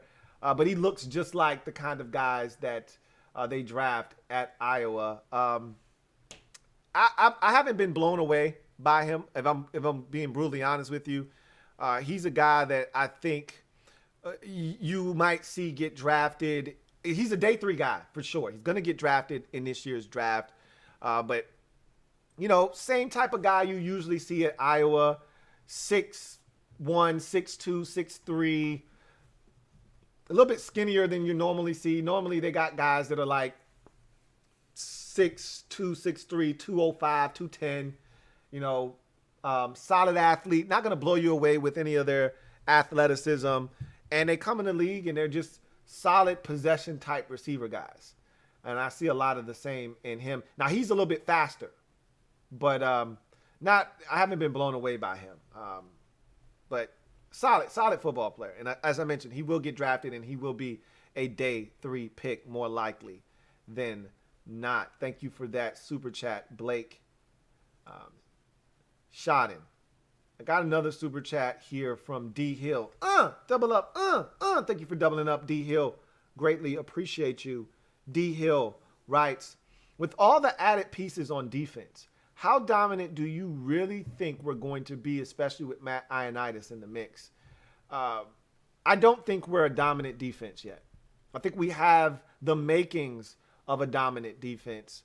We've got to put it all together, and we've got to fix the linebacker position before we can ever start talking about this defense being dominant. Too many times last year, we were gutted and gashed on the ground. When we had our worst defensive performances of the season, a lot of times there's a direct correlation to a team being able to thrash us on the ground. The Cleveland game comes to mind in the second half, primarily that 4th quarter. We couldn't stop them, try to get the ball back because they were gutting us on the ground. The Detroit game, I thought that their running back, DeAndre Swift, as a rookie, kicked our ass in that game at times, rushing the football. We had no answers until we went to the 5-man defensive front, which is essentially a bare defense is what we went to try to stop the run. And even then, they were still getting us with some good hits in the run game. I think about Alfred Morris and Wayne Gallman killing us the second game against the Giants, where I'm like, even though neither one of them went over 100 yards, you're like, Alfred is getting to the out. When is the last time Alfred got to the outside on a zone run? Like, just we were getting gutted by the Giants in that game, running the football. You're like Wayne Gallman and wake up, wake up, wake up. It's Alpha Morris. Really? I mean, I think about that game. I think about the loss to the Seahawks. We give up a 50-yard touchdown run to Carlos Hyde on the first possession of the second half. If you recall, that whole possession was all runs, I believe. It was a run on the first play, it was a run on the second play, and then on the third play, Carlos Hyde goes for 50 yards. And I think the first play was like a 10, 12-yard run. The second play was like an 8-yard run, and then Hyde goes for like 50. You think about the Panthers game. There was one drive in particular in the first half. I think it's like a 11, 12 play drive where the Panthers didn't throw a single pass. They ran it down our throats all the way down the field and capped it off with like a 1 or 2 yard touchdown run. I threw up in my mouth watching that drive. I vomited. The Buccaneers, even though Leonard Fournette didn't go over 100, he killed us in that game. He had like 93 yards rushing on like 15 carries in that playoff game. We had no answer for playoff Lenny. Until we clean up the run game and the issues in the run game and stopping the run, you can't be a dominant defense. It starts there. You want to be a dominant defense? Shut the run down, which is why we have to fix the linebacker position. So until we get that situated, I can't talk about this defense being dominant. I think we have to add more pieces. We're not done yet. So thank you for the super chat and doubling up, D. Hill. King of the North. Double up. Thank you for doubling up, D. King of the North. Greatly appreciate you. My man, King of the North, writes, name the wide receiver in this draft you think can be a Terry McLaurin-like steal in the mid-rounds. I will give you a name of a guy tonight that I think could be that kind of player moving forward. And when we get to him, I will identify him for you so you'll know exactly who he is and why I think he could be that type of guy. Now, here's the thing. I think his profile has increased so much so that I don't think he'll be a mid-rounds guy. I don't necessarily view Terry McLaurin as a mid-rounds guy because he was taken in day number 2. I consider the mid-rounds to be 4 and 5. Some people consider the mid-rounds to be 3, 4, and 5, and that makes sense because you got 1 and 2, 3, 4, and 5 in the middle, and then 6 and 7 to wrap up. But for me, I just always viewed 4 and 5 as mid-rounds. The start of day number 3. The first 2 days of the draft are impactful, and I think there's a guy that kind of fits that profile. I'll give you his name when I'm breaking him down here in a second. Got another one here from Vincent Coe. Thank you for the super chat, Vincent Coe. Greatly appreciate you. Who writes, hey, Lou, did you get a chance to watch Milne from BYU? Of course, I ran into him indirectly watching tons of film on Zach Wilson. Dax Milne is a guy you can't help but run into. Look, he's a BYU wide receiver. Like, he doesn't have any one trait that stands out. He's a big kid. That's probably his biggest attribute at this point, is that he's a really big dude. It feels like he is. He plays like one. Let me look at my notes real quick. He's actually not that damn big. I take that back. He's like 6 feet, $190. He looks bigger on film. 6 feet, $190.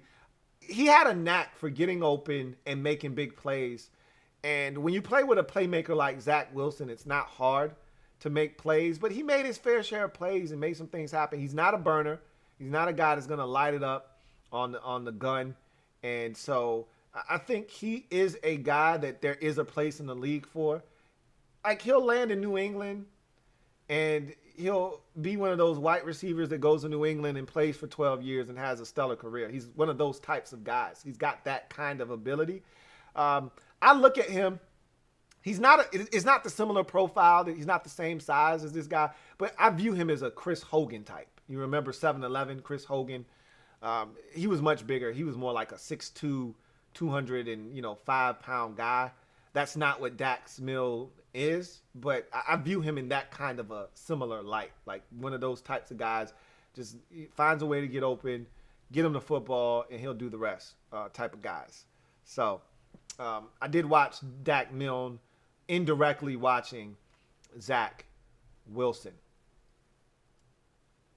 Got another super chat. This one is from King of the North. Thank you for tripling up. King of the North, greatly appreciate you. My man, King of the North, writes, I bet Ron drafts another man corner to go with Jackson. I think they want to be able to play man if they face a QB like Brady.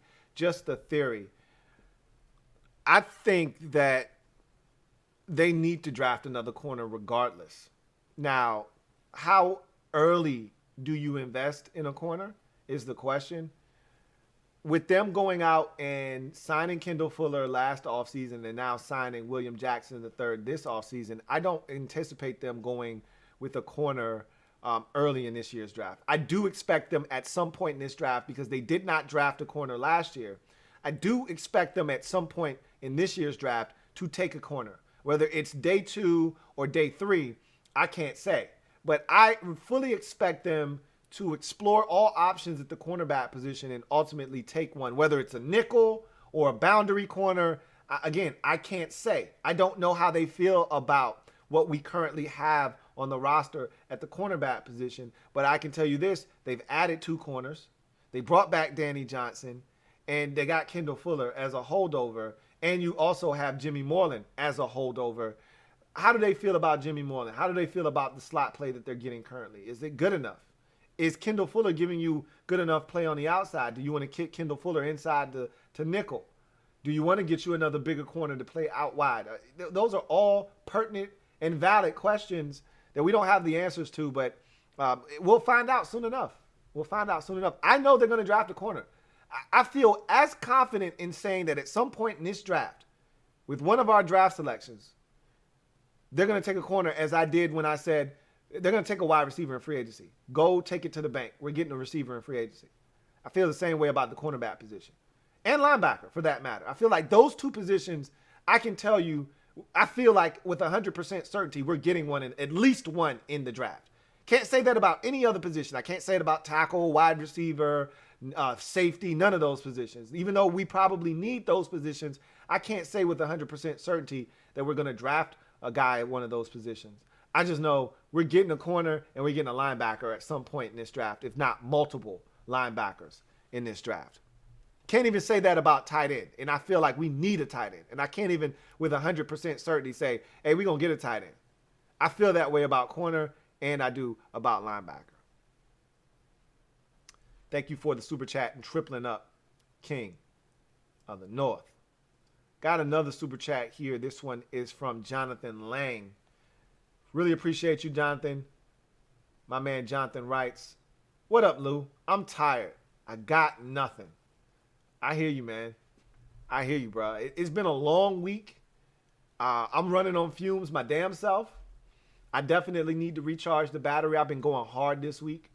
This is the first week I haven't had my son at home, so I've been able to go hard, and trust me, I've been going hard. Balls to the wall. I'm wearing down too, man, so I know the feeling. Hang in there, bro. Hang in there. Let's see.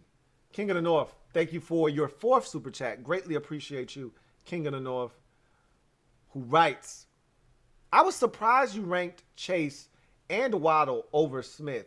You really see both of them having better careers than Smith? If so, then why?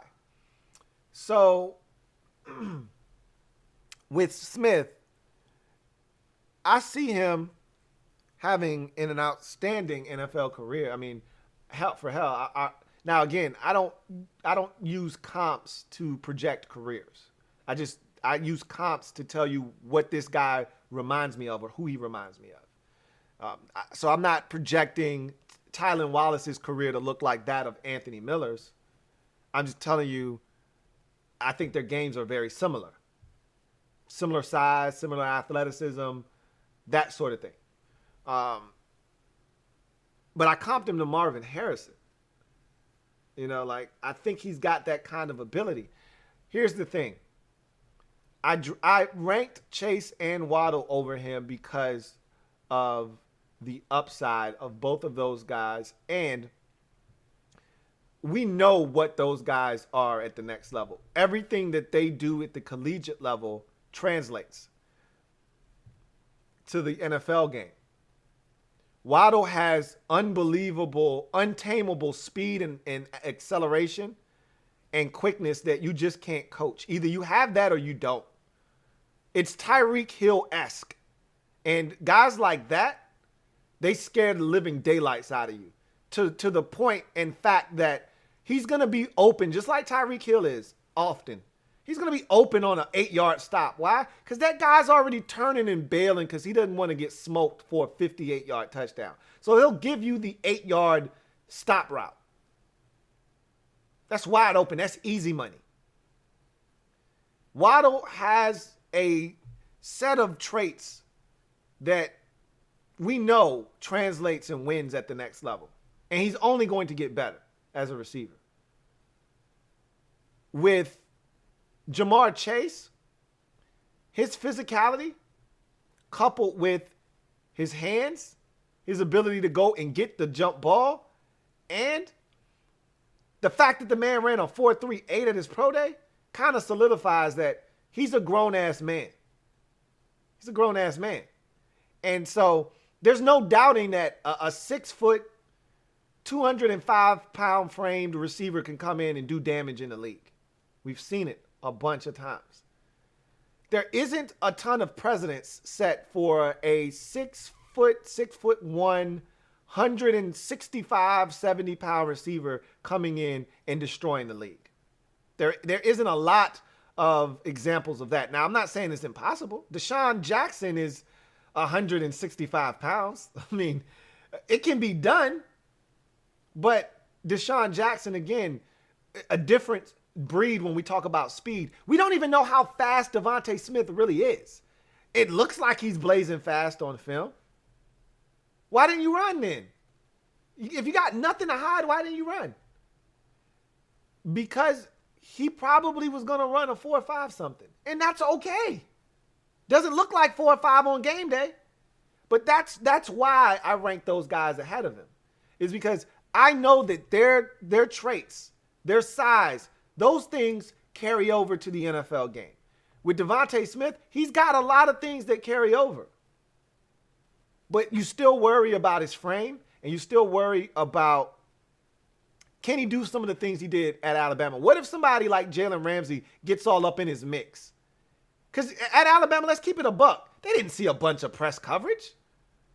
They were scared shitless. Guys didn't press Alabama wide receivers. You didn't want to get embarrassed.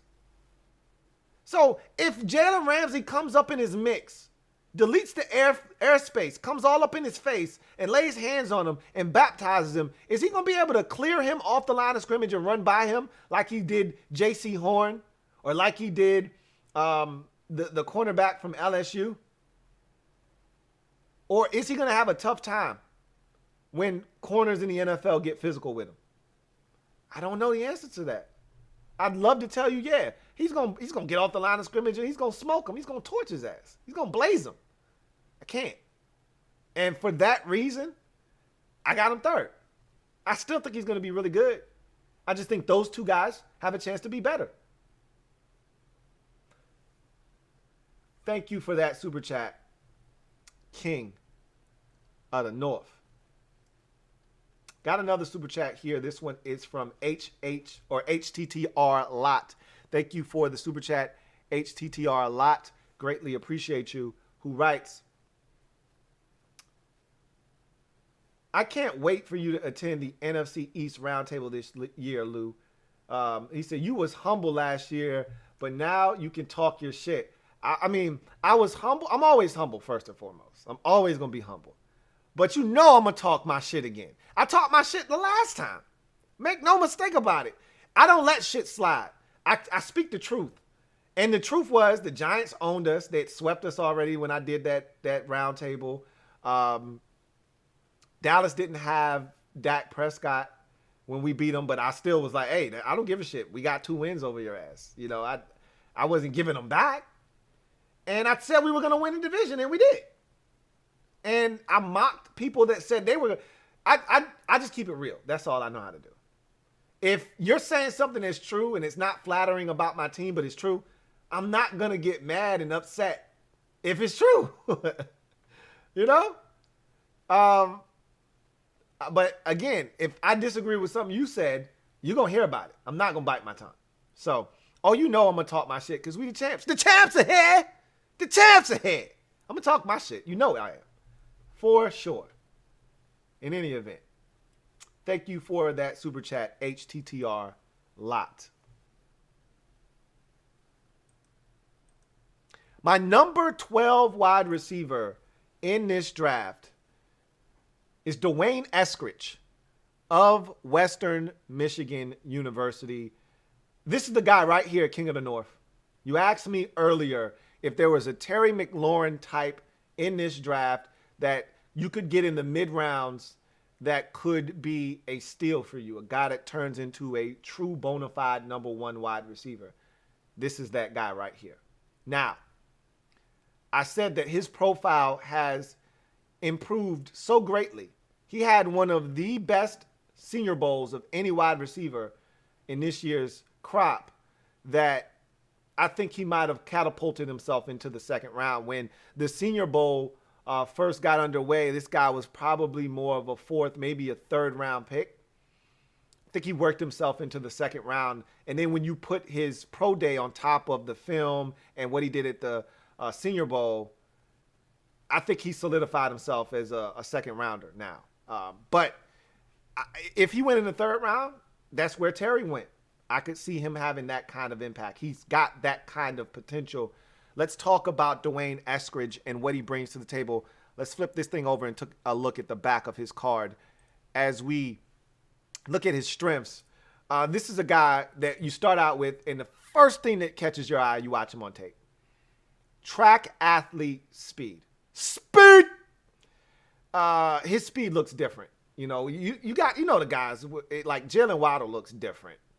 You know, Elijah Moore looks different. Certain guys in this draft, you watch them run, they look different. I've termed those guys beggars. They're beggars. Blink of an eye guy, meaning at any point you blink and this guy's gone and it's a touchdown. He's one of those dudes, blink of an eye guy. At any moment in the game, he could take it the distance and you don't stand a chance. He's a track athlete that plays football and you can tell. And I'm going to just tell you right now, the second strength is the one that for me does it with him every time I see it. There was one play I watched him. I can't remember the game I'm watching him in. Might have been Akron. I don't know who the hell they were playing. It doesn't matter. He caught the ball flat-footed.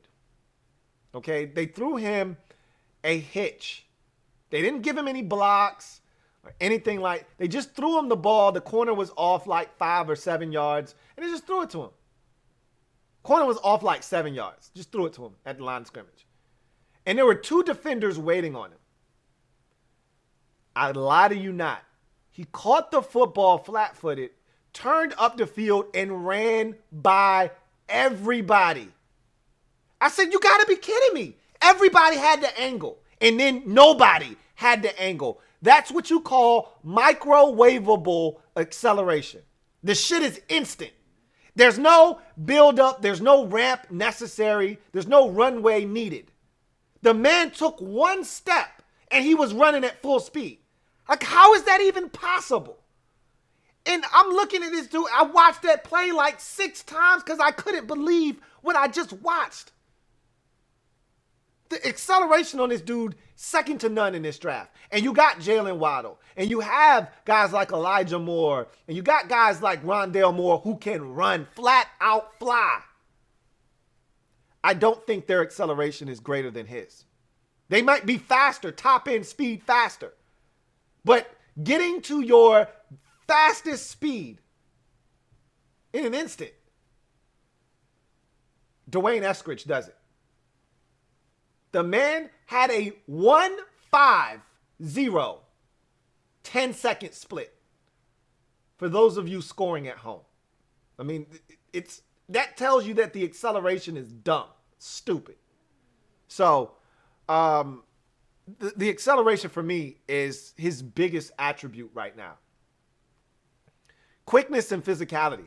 For a guy that's 5'9", 189, and just so you know, he's a 4.35 40 guy. Okay? Just so you know. 4.35 40 guy. The quickness and physicality. So the quickness, you get to see it when he's running routes. I watched him run routes at the Senior Bowl. Nobody could stay in front of him. Why? Because he's too damn quick. Yeah, he's fast, but there's quick and then there's fast. They're two separate entities. You can be fast and not quick. You can be quick and not fast. He's both. So that makes for a deadly package when you're quick and you're fast. We've heard the phrase many a times. He's quicker than fast. Well, he's both. He's really fast and he's really quick. And I was shocked for a guy in a 5'9", 190-pound frame. He's really physical, man. Watch him get off the line of scrimmage. Guys try to come up and challenge him, and he's like, man, yo, get your ass off of me. He'll give him 1-2 step, a little Sierra off the line of scrimmage. Let me see you 1-2 step, and then bow, slap the hell out of him. Get off me. I'm like, okay, I see you, Dwayne. I see you, and I hear you, and I feel you. And I'm watching him in the run game. He's taking no prisoners, man. Like, you don't usually see 5'9" dudes getting in there and mixing it up. And you don't see 5'9" dudes coming off the line of scrimmage with that kind of aggression. I love it. Want more of it. So there's a physicality to his game despite him being sub 5'10" and sub 190 pounds. Vertical threat. Look, I don't have to explain that to you. It's self-explanatory. He's a track athlete, 4.35 40 guy. Yeah, he can get vertical in a hurry. Can create separation. I talked about the Senior Bowl and just the inability of anybody at the Senior Bowl to cover this guy and stay in front of him. And a lot of that stems from, look, if you've got the kind of speed that he has, or the kind of speed that Jalen Waddle has, or Elijah Moore, or Rondale Moore, some of these guys that can really run in this draft, when you have that kind of speed, you have to use that to your advantage. Just let them taste it one time. That's it. Let them taste that speed once. It's just like two boxers in a ring, and we know you got power, but that guy that you're fighting might not know how much power you have. So you got to let him taste it once. And if he was being aggressive before, once he tastes that power once, and he realizes this dude could knock my ass out, I got to be careful. He's not going to be coming in as aggressive anymore because he's got to be careful now. He knows all it takes is one punch to make him go night-night. Same thing with guys with this kind of speed. Just let them taste the speed once, and they'll back the hell up. They'll give you a little bit of space to operate. So he could create separation just off of the fact that he's fast. Just off the fact that he's fast.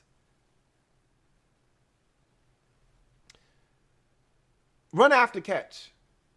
So he's not a make you miss run after catch guy. He is a outrun your angle after catch guy. I'm going to just flat out run by you after the catch. Body control and hands. I'm watching him in a game. They're trailing by 10 late in the ball game. They're trailing by 11, late in the ball game. They score a late touchdown, and they cut it to 4-point lead. They use all of their timeouts. They get the ball back, and the team they're playing against is playing a soft-ass defense, just giving them every underneath throw you could ask for. And so the quarterback keeps taking these check downs to the running back. And he catches it and he runs out of bounds. And you know in college football, if you get a first down, it stops the clock too. But he kept catching it and running out of bounds. Or he catch it and he get a first down and they come up and they could spike it. Well, he just kept catching it and running out of bounds. And so they were just matriculating their way down the field. Time was not on their side, but they kept gaining yards and getting first downs and getting out of bounds and stopping the clock. And then finally, the defense said, all right, enough of this. After like 5 straight check downs to the running back out of the backfield for about a good 45 yards, they said, okay, enough of that shit. We can come up and take that away. So Dwayne Eskridge goes up the sideline, and he throws a laser to him, and he goes up, climbs the ladder, contorts his body, pirouette, snatches it out of the air, gets 2 feet in bounds, and gets out of bounds down at about the 5-yard line. And they end up throwing a touchdown pass 2 plays later and win the game. He's got body control. He's got hands. He's got a lot of things he brings to the table. He's a run blocker. I talked about his physicality in the run game. He's willing to work for his food. Special teams value. This is a guy that only had returns in 1 year, and that was this year in 2020. As a kickoff return specialist, this guy had a touchdown, though. So, again, you can utilize this guy in a multitude of ways, and if you want special teams value, he can offer you a little bit of that as well. Weaknesses. All right, his growth as a receiver was stunted. So here's what happened. At Western Michigan, they kept waffling back and forth with the idea of him playing cornerback. He was so athletic, so gifted as an athlete. They were like, man, we feel like you might be better served as a corner. So they were playing him at corner. They were playing him at wide receiver. He ends up getting hurt. Breaks his clavicle in 2019. All right. And so I think because they were experimenting with the cornerback position, it didn't allow him to maximize his ability to just focus and hone in on becoming the best possible wide receiver he could be. So I think while it's a weakness because he's not where he probably should be as a 5th-year senior and a 24-year-old coming into the league. Think about that for a second. He's 24 years old. This guy's first season was back in 2016. You don't get many 24-year-old rookies in the NFL. Most of these boys are coming out, they're 21, they're 22, they're 23 at max. He's 24. Got a little bit of age on him. He should be further along in the process at 24 years old. But because he was playing some corner, growth was a little stunted. So, that's something to consider. He will have occasional drops. It's not because he doesn't have natural hands. It's because he's trying to make a play before he catches the ball. He's just got to look it in and make sure. I've always said, you can't ball before you have the ball. You can't run and gun. You can't have fun. You can't ball without the ball. And he's just got to understand, I got to look it in. I want to run by everybody, but I got to catch it first. Or else I'm just running a track meet. Played in a very heavy RPO offense. So what does that mean? It takes away from your route running ability. I can't tell you how many times this man caught a slant off of RPO and just murked. Just ran past everybody. Gone. Touchdown. Same damn slant on RPO. Linebackers suck up because they've run it 37 times already on this same play. So they got to respect the run on the run pass option. And they pull it out, and he throws a slant to Eskridge, and he just smokes the corner, beats the safety's angle, and he's gone. But when you play in an offense like that, you're not exploring the route tree. You're not running the dig route. You're not running a corner. You're not running a post corner. You're not running the routes that you're going to run with the complexity that you're going to run them at the next level. So again, more stunted growth. And then as I just mentioned, clavicle injury. 2019 cost him all but 4 games. Broke his clavicle. So that's something that's on the Carfax. So that's something to consider. So I said all of that to say this. I got a day 2 projection on him. Could go in the 3rd round. I think he more likely than not with his speed and his ability at the Senior Bowl to separate. I think he's a 2nd round pick now. But he could go in the 3rd round. I heard the Chicago Bears are drooling all over this kid and they're willing to spend a 2nd round pick on him. Wouldn't be shocked. He's got all the tools. Right now, I comp him to Scotty Miller, the Tampa Bay Buccaneers speedy receiver. And when you look at their numbers side by side, size, 40 time, 3-cone, all of those things, you put them side by side, they are eerily similar. However, I look at him as a Scotty Miller type right now because I feel like he's got so much developing to do, and Scotty Miller did as well as a receiver. He wasn't polished coming into the league. He's just a big play threat, which is essentially what Dwayne Eskridge is right now. I think if he matures into what I think he can become, I got two guys in mind. I think he's so much faster than Emmanuel Sanders, E-Man San, but I could see him evolving into an Emmanuel Sanders type. Just silky smooth, great route runner, good hands, catches everything. But if he gets to the maximum peak, I put down in my notes, if he doesn't get any better, he's Scotty Miller. If he gets a little bit better, hones in on his craft, he becomes Emmanuel Sanders. If he maximizes his God-given ability, becomes the best possible receiver he can be, he's Steve Smith Sr. So that's why I said, if there's a guy that I look at that could have a Terry McLaurin type of impact in the league in this year's draft that a lot of people aren't really focused in on, it's Dwayne Eskridge. He's my number 12 wide receiver in the 2021 NFL draft. Got a super chat here that I want to knock out real quick. This one is from Eric Darden. Thank you for the super chat, Eric Darden. Greatly appreciate you. My man Eric Darden writes, Lou, you are dead on about Eskridge. His speed is cartoonish. It's like they speed him up 0.5 and everybody else is regular. I swear to you, I lie to you not. That one play that I'm referencing, where he runs past everybody, and I literally watched this play like 6 times because, like you said, it was almost unbelievable. It was almost cartoonish. I'm like, you can't be serious. Like what I just watched, that's not normal. So I had to watch it over and over again so my brain could register what my eyes were watching because the two weren't synced up. My eyes are like, that's crazy. And my brain was like, man, that shit ain't real. So I had to watch it again and again and again for my brain to go, oh my gosh, he really just did that. Yeah, his speed is different. It's different.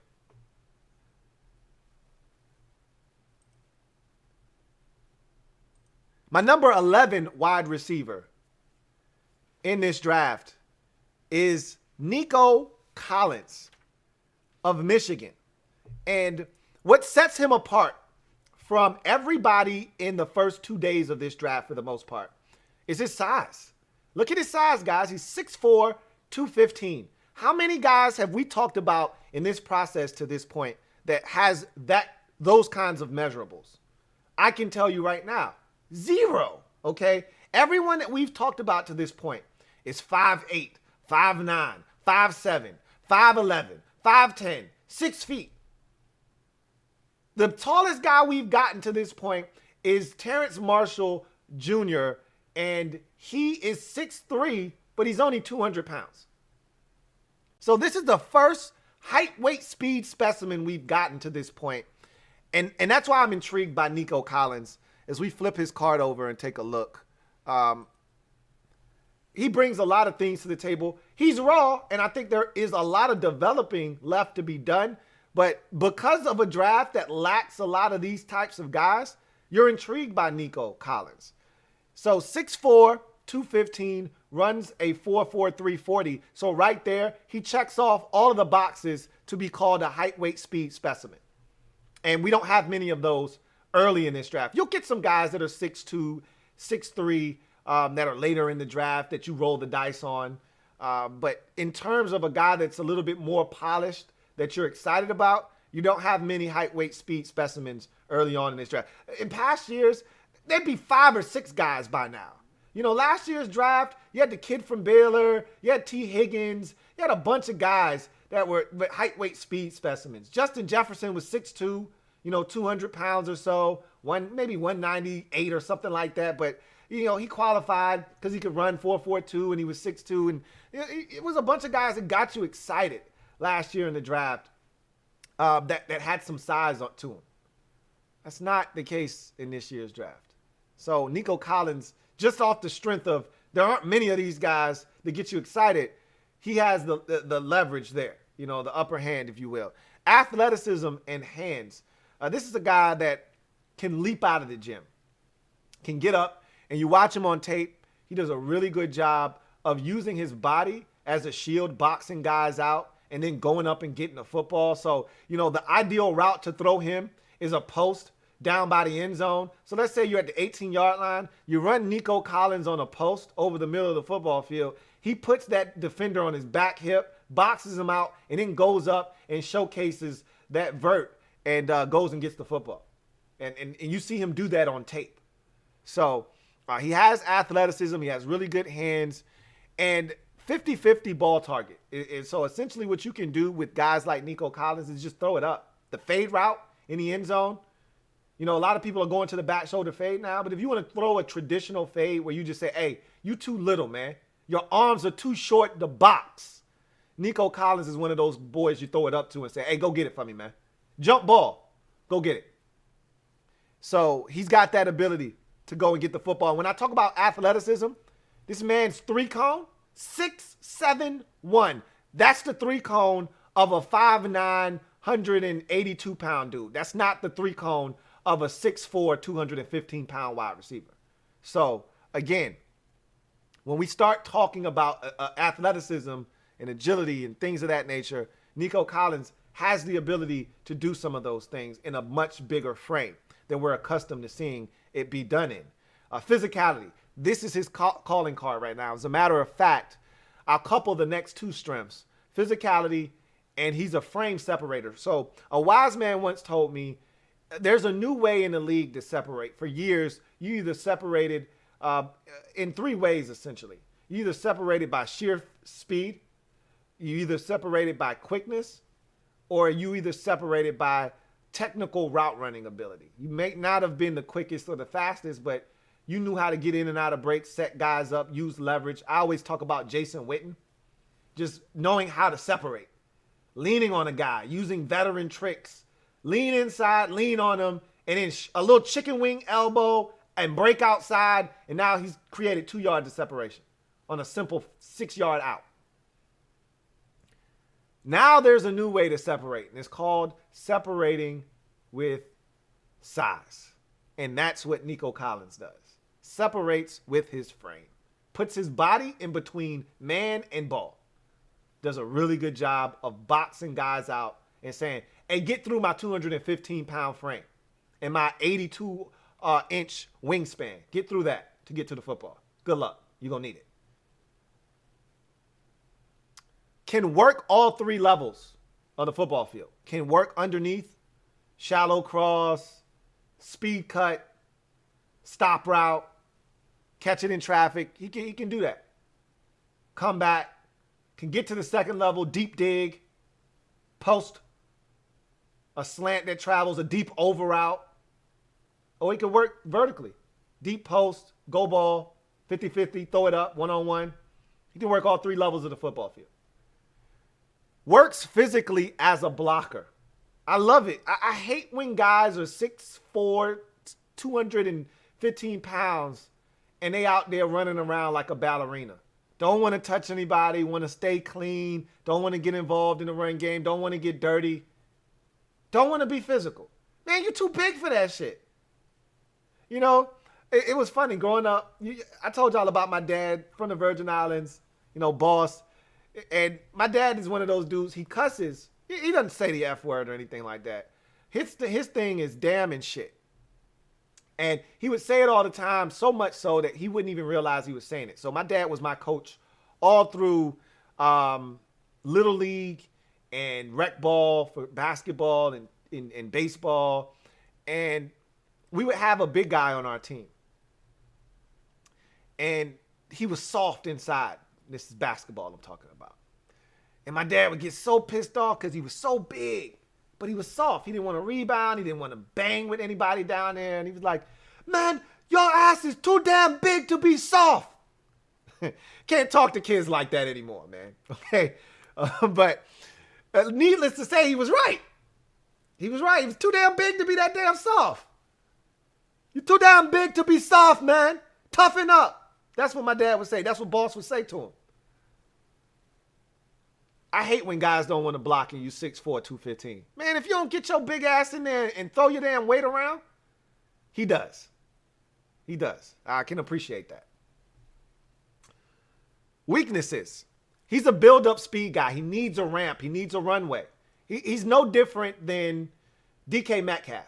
DK Metcalf isn't 0 to 60 real quick. He needs about 5-6 steps. But once DK gets that 5th step, look out. He'll run right by your ass like he's standing still. Ask Jalen Ramsey. He ran right past Jalen Ramsey's ass. Give him a runway and he'll smoke you. Same thing with Nico Collins. Give him a runway, he'll smoke your ass. You get up in his shit, you get up in his mix, you make him have to fight to try to start up, he can't rev up the engine. So he's got build up speed.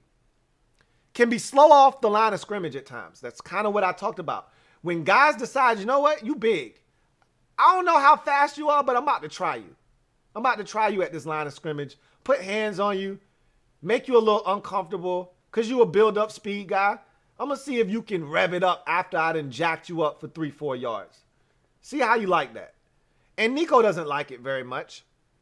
And so what happens is this last weakness, he can struggle to separate without push-off. So he'll get pissed off. You're mugging him for the first 5 yards of the route, and he gets to the stem of his comeback. This is supposed to be a 10 back to 8. And you've been mugging him for the first 6-7 yards of this route, he'll just shove the shit out of you. The official could be standing right there. He didn't give a shit. Chuck your ass 4-5 yards off of him and come back to the football like he didn't do nothing. And he got away with it. Scot-free. Official standing right there, and I'm like, you ain't going to call that? They're going to pull the flag out at the next level if he does that shit. So he's got to be careful. Yeah, guys on you, he's mugging you. You want him off of you. There are ways to do that without being blatant and overt. Okay? Yeah, you're bigger, you're stronger than that guy. But when you extend the arm, you're begging for a flag. So he's got to clean that up. In any event, I see Nico Collins as a day 2 pick. It's going to be hard for all 32 teams to pass 3 times on the only guy that looks like this in the first 3 rounds of the draft. 6'4", 215, 4'4", 340. I just don't see 32 teams passing on this guy 3 times in a row. I don't. So I don't think he is a 2nd round pick. I think he's more of a 3rd round pick if you ask me. I wouldn't be shocked if he went in the 2nd round, though. But I think he's a day 2 pick. I don't think he makes it to day number 3. My comp for him is Michael Floyd. Remember, just like it was yesterday, I'm a Notre Dame Fighting Irish fan. Michael Floyd coming out of Notre Dame. Coming into the league, and he was supposed to be the heir apparent in Arizona to Larry Fitzgerald. And remember, he got off to a rousing start in his career, and it was just because of his sheer size and physicality. He could run a little bit. I think he was like a 4.48 guy coming out of Notre Dame, but he could run, but he was just physical. Just body guys up, use his frame, catch the football in traffic, and really strong hands, could go up and get the football in 50-50 situations. I see a lot of that. The same attributes in Nico Collins, who is currently my number 11 wide receiver in the 2021 NFL draft. Got another super chat. Going to take this real quick. It's from my guy, Calvin Krim. Thank you for the super chat, Calvin Krim, who writes, "Hey, Lou. After you're done with this group of wide receivers, can you give us an idea of who and when you target that might best fit with Samuel and McLaurin?" We could talk about that for sure. Absolutely. My number 10 wide receiver in the upcoming 2021 NFL draft is Dyami Brown, North Carolina wide receiver. A guy that's making a name for himself as a guy that can run. But at his pro day, he showed the ability to be able to run routes, which is not something that you saw enough of. I saw bits and pieces of it. I saw flashes that I could take and say, all right, I think he can do it. It was good to be able to see him do that at his pro day because, as he said himself, and it's very true and accurate, and I love guys who are self-aware, and you didn't really see me run a lot of routes on tape. You just saw me running by guys and getting vertical. Touche. You're right. So he knew what he needed to do at his pro day. He did it, and I think it might have enhanced his draft stock. Let's take a look at Dyami Brown and what he brings to the table. Flip this card over and take a look. Speed is the first thing we talk about with Dyami Brown. And I wrote in my notes, this is my analogy for Dyami Brown. He's a three-point shooter whose game flows off of his shot. That essentially describes my game when I played basketball. I was a 3-and-D guy. I took shots from behind the arc, and everything in my game offensively predicated off of the shot falling. If it was going in, now guys have to run out. They got to contest. Now I'm putting it on the floor. I'm going blow by, and I'm going to the cup.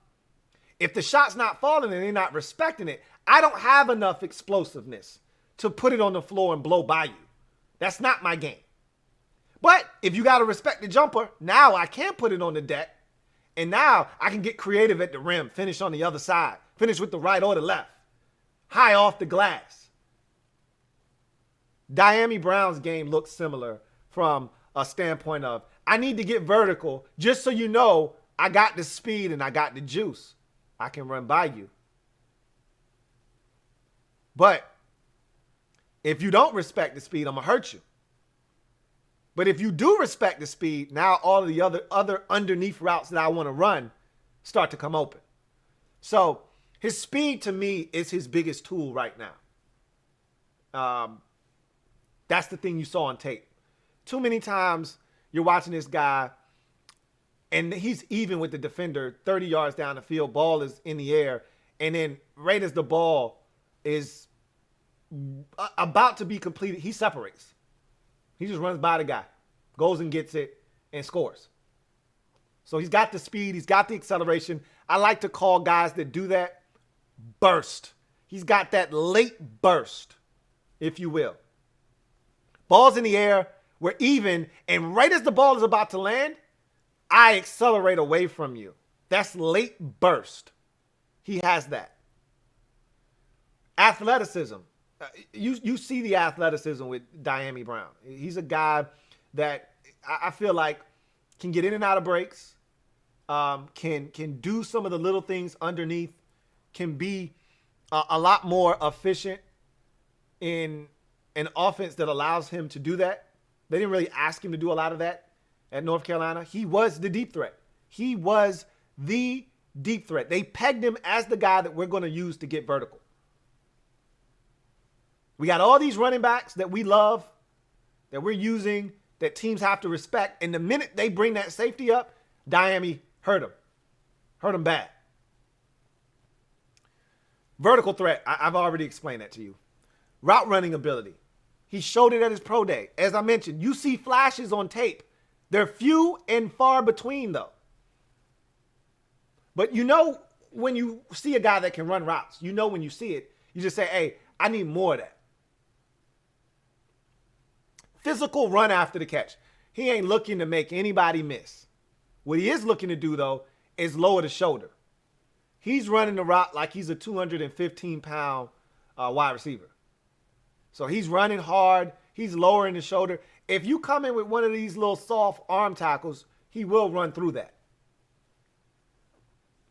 Competes as a blocker. He'll get in the mix. He'll get in the mix and mix it up. He'll get dirty. I like it. He's willing to work for his food. Big playability. This, and I'll just couple the last two strengths. Big playability, production, the last two seasons. Dyami Brown, the last 2 years, had consecutive years of averaging 20 yards or more per completion. The only guy in this mix that can lay claim to that, along with Dyami Brown, is Dwayne Eskridge. Now, here's where Dyami Brown separates himself from Dwayne Eskridge. Dwayne Eskridge never had a 1,000-yard receiving season at Western Michigan. Dyami Brown had back-to-back 1,000-yard seasons, averaging over 20 yards per completion I'm going to say that again for some of y'all that can't comprehend that fast enough so that you give yourself time to really internalize what I just said to you. Dyami Brown had back-to-back 1,000-yard seasons in which he averaged over 20 yards per completion.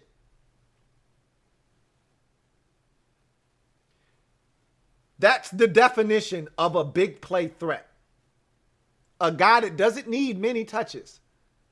Dyami Brown's stat line is 3 catches, 133 yards, and 2 touchdowns.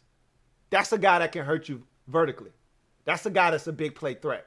When a guy's got 5 catches and he's got 212 yards, I mean, shit, what are we doing here, man?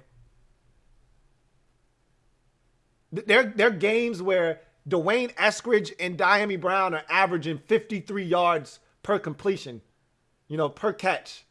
You're like, what? If a guy's got 2 catches and 106 yards, okay, yeah, one of them could have went for 88 out the gate. But when you got 4 catches and you're averaging 53 yards, you're like, wait a minute. How many of these did you have, bruh? He's a big play threat. His production the last 2 seasons, 11 games in 2020, 55 grabs, 1,099 yards, so essentially 1,100 yards, 8 touchdowns. In 2019, 13 games, 51 grabs, 1,034 yards, 12 touchdowns. So the guy's smelling the end zone on big plays. That's big-time production over the last 2 seasons. His weaknesses. He struggles with press and sticky man-to-man coverage. This is part of the reason why I said, can this guy really separate underneath?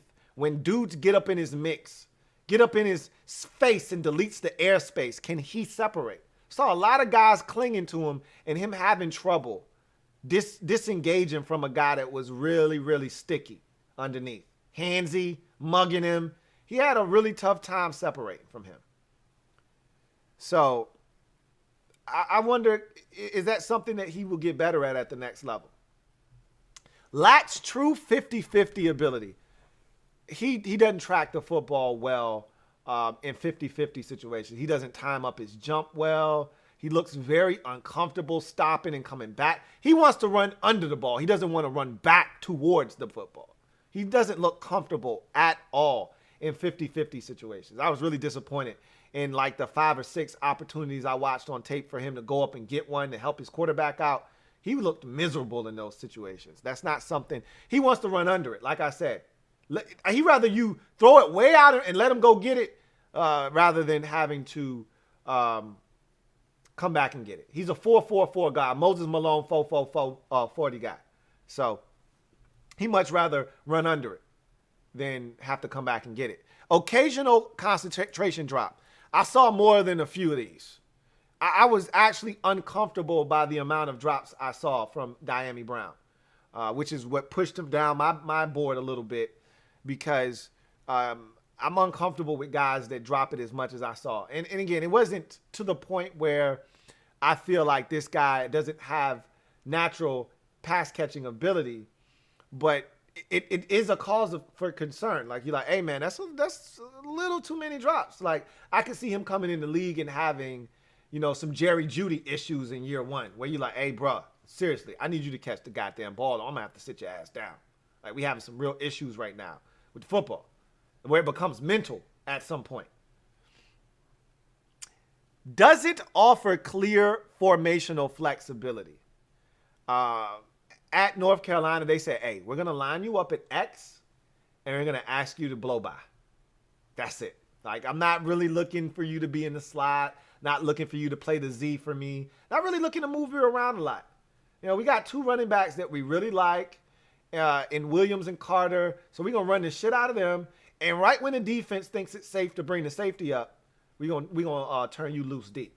So just stay out there at X, make it happen over there, and you be good over there. So I didn't see him move around. I don't know that he can work the slot. So he doesn't offer clear formational flexibility right now. And the importance of that is, do you know multiple positions or do you just know one?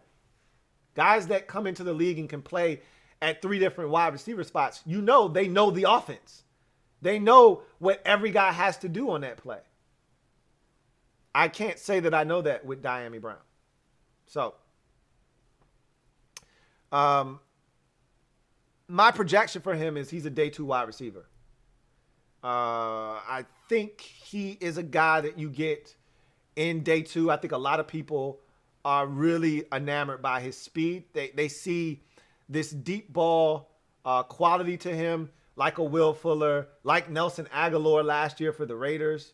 And that's my comp for him is Nelson Aguilar. Remember, Nelson Aguilar struggled with drops, but Nelson Aguilar can get vertical on you. He did it last year for the Raiders, and he parlayed that into a nice contract with the New England Patriots this year. I see a lot of Nelson Aguilar type of skills in Dyami Brown. And so I think that they're really one and the same. Similar size at 6 feet, 200 pounds, similar movement skills, similar ability to get vertical, but also some concerns with some drops. So I see a lot of Nelson Aguilar in Dyami Brown, but I think he's going to come off the board in the second round. I think in today's NFL, teams want guys that can run. Dyami Brown can run. He is my number 11 wide receiver in this year's draft. Got a super chat. This one is from HTTR Lot. Thank you for doubling up. Double up. Thank you for doubling up. HTTR Lot. Greatly appreciate you. And you writes, RIP DMX. Is that official? I know it's coming. Somebody talked to me about it on the podcast and said, hey, you might as well go ahead and do it in advance like you did for Marty Schottenheimer because it's happening. And I didn't want to do it. But I know it's coming. He's in a vegetable state. And it's only a matter of time before it's over. So I don't think it's official yet. I'm not going to do it until it becomes official. But I know it's coming. I see the writing on the wall. But, yeah, that's going to be a sad day. It's already sad because we know it's coming, but it's still not going to be any easier to take. Got another super chat here from DCJ. DCJ, thank you for the super chat. Greatly appreciate you. Who writes, yo, Lou, I'm dumb late, but I got a funny feeling. Something is either going to fall our way or trade up to grab a big deal that pass the top 10 linebacker or wide receiver. So he thinks something is going to happen that allows Washington to trade up and grab someone in that should have been a top 10 pick that they're going to get outside of it at linebacker or wide receiver. So I could see something happening if somebody gets in Washington's wheelhouse. I could see them moving up 3 or 4 spots. I don't see them moving up too much further than that, though. I don't see them jumping to – first of all, you got the entire NFC East at picks 10 through 12. I don't think they're looking to help Washington get any goddamn body. So Dallas is 10, the Giants are 11, and the Eagles are 12. You're not getting to any of those picks. They're not looking to help you at all. So I don't think you'll see Washington being able to jump to any of those picks. So I think the first place that becomes available if that team is interested in moving back would be 13. And that team has to want to move back, and there will be spillage. I think those teams are really going to just try to take advantage of the spillage. We'll see what happens. We've been talking about spillage this entire time, so we will see what essentially happens. My number 9 wide receiver in the 2021 NFL draft is Rondale Moore. And he's another beggar, okay? Another one of these dudes that's a blink of an eye guy. He can straight up fly. All right, and so these are the kind of guys that you just want to get the rock to. And he's one of those guys that isn't a true wide receiver. He's just a dude that you just get the ball to. Find a way. I don't really give a shit. Just find a way to get him the football and let him operate. And I see a lot of that in Kadarius Toney, but Kadarius Toney showed us in 2020, hey, I could actually play a little bit of receiver too. We didn't get that from Rondale Moore. We got flashes of that in 2018. It's now 2021. Like, we didn't ever get the follow-up to what was an impressive debut. I equate it to a debut album. Somebody comes out in the debut, and when is someone's debut album that's nice? When is their debut album not fire? Okay? You usually worry about them after that debut album because you've had your entire life to work on that first project. So we know it's going to be fire. It's going to be like 7, 8 straight bangers on that debut album that you just put it on and you don't have to skip any tracks. You just let it bang. But that second album, you're like, all right, man, I only like 3 songs off of this. That was Rondale Moore. That debut album, it's 15 tracks, it's no skits, and you just let it play. That next album, it was only like 1 song that you really rocked with. You got. I call it the Lil Flip album. You know, remember Lil Flip? Flip. He got me. Off of that 1 song, I bought the album. That was the only song I liked on the whole album. I got. That's what 2019 looked like. That's what 2020 looked like for Rondale Moore. I got a problem with that. But if he's at his best, this guy could be a huge difference maker. Let's flip his card over and take a look. So, speed and acceleration. Speed, again, he's one of those beggars. I call them beg guys. Blink of an eye guy, okay? He can go much faster than slow. 4.29 40, 42.5-inch vert. The guy is explosive and twitchy, okay? So he can move. That's not a question. Quickness and agility. He's got the quicks. He's got the speed.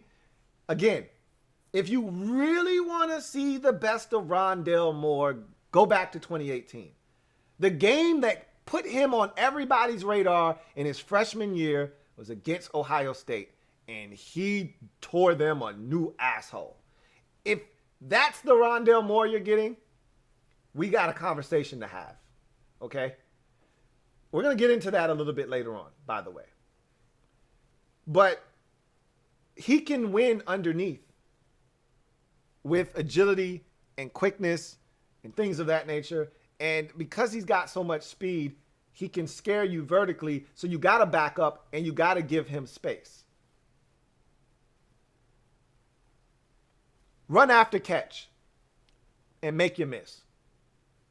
Those two things are synonymous with one another a lot of times. But in a crazy twist of fate, this draft season, most of these dudes that are fast don't have any wiggle. They don't have the make you miss. It's only a select handful of these dudes. Jalen Waddle, Kadarius Toney, and Rondale Moore. Everybody else is pretty stiff. They ain't looking to make you miss. They looking to outrun your damn angle. He can actually make you miss. Stick his foot in the ground and really dead leg the shit out of you. I mean, just absolutely shake you down. You know what it is. It's Rondale, bitches. You know what it is. So he can definitely make you miss and embarrass you out in space. I mean, you could literally be a yard from him and not lay a finger on him. Contact balance. I love the small guys that have that thick kind of frame. And I'm not saying that he's got a thick frame. He's 5'7", okay? It's 5'7", 175. There's nothing thick about his frame at all. But those shorter guys with that low center of gravity, they tend to have this ability that it's hard to knock them off their feet if you don't wrap them up. If you just come with a reckless, abandoned shoulder like, yeah, you a small dude, I'm about to knock you down, they'll just pinball off of you. Rondale Moore has a little bit of that in him. A little bit of that ability to take contact, stay on his feet, and continue to run. Playmaking ability. Again, everything that I talk about with his strengths, you saw it in 2018. You did not see a ton of that thereafter. You didn't see a bunch of that in 19. You damn sure didn't see any of it in 2020. Okay? So, we know it's there, but I didn't see enough of it. I'm not comfortable with taking a guy and projecting him out from 2 years ago, what he did 3 years ago. I'm not comfortable doing that. Show me. But he's got playmaking ability. We know that to be a fact. We just didn't see enough of it. The consistency is what he's lacking. Separation creator. When you run a 4-2-9 and you have the quicks that this guy has, again, you're going to get open.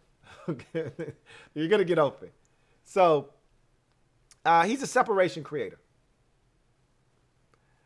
Mismatch maker. I got to give Purdue credit, especially back in 2018. They moved this guy around every which way you could move a player. X, Z, slot, backfield, wing, running back. You name it, he did it.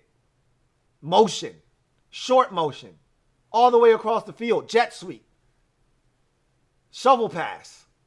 Any way they could get it to him, they got it to him. And he was effective in every single role they asked him to play. So you can create mismatches with this guy. Get him on a linebacker, oh man, it's over. Saw a lot of that in 2018. Get him on a linebacker, get him on a safety. He runs a sluggo, that guy's dead. He's dead. He's in quicksand. It's over. Formational flex and versatility. I've talked about the difference between the two. Formational flex means I can put you at any of the 3 wide receiver positions, X, Z, slot, and you're fine. You can thrive. Versatility is I can play you anywhere, wide receiver, running back, jet sweeps. I can put you in the backfield, toss it to you. I can line you up as a tight end, as a H-back, a wing, send you in motion, and come across the formation. I can do so many different things with you because you have versatility. You can have formational flexibility, formation flex, and I can't hand you the ball on a jet sweep because that's not who you are as a football player. You don't thrive in that environment. But I can line you up at X, Z, or slot, and you're comfortable. So there's a difference between the two. He's got both. Special teams value. Here's a guy, never returned a punt or a kickoff for a touchdown in his career, but he's dangerous. You know, at any point, he could hurt you.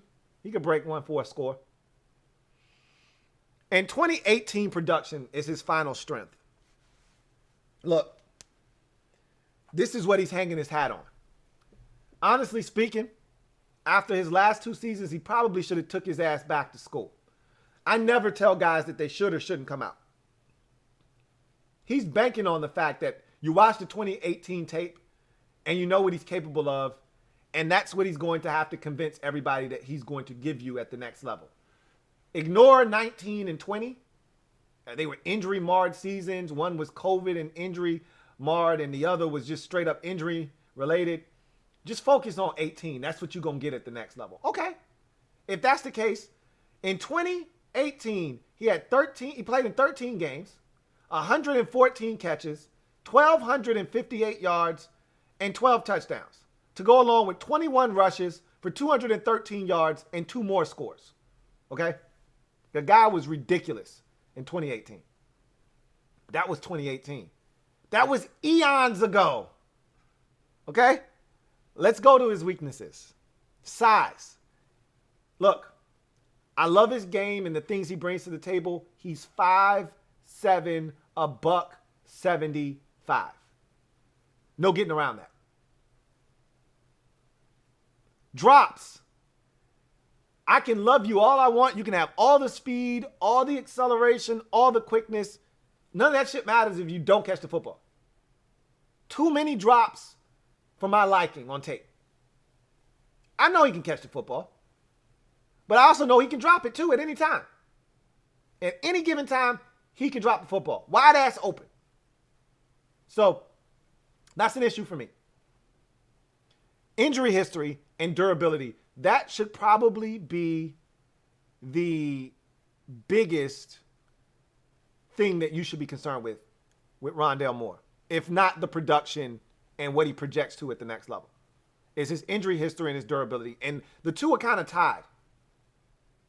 That he hasn't had the production in college because he's been injured and he hasn't been durable. A wise man once told me the best ability is availability. He hasn't been available. In 2019, he missed 8 games due to a hamstring injury. So he only played in 4 games in 2019.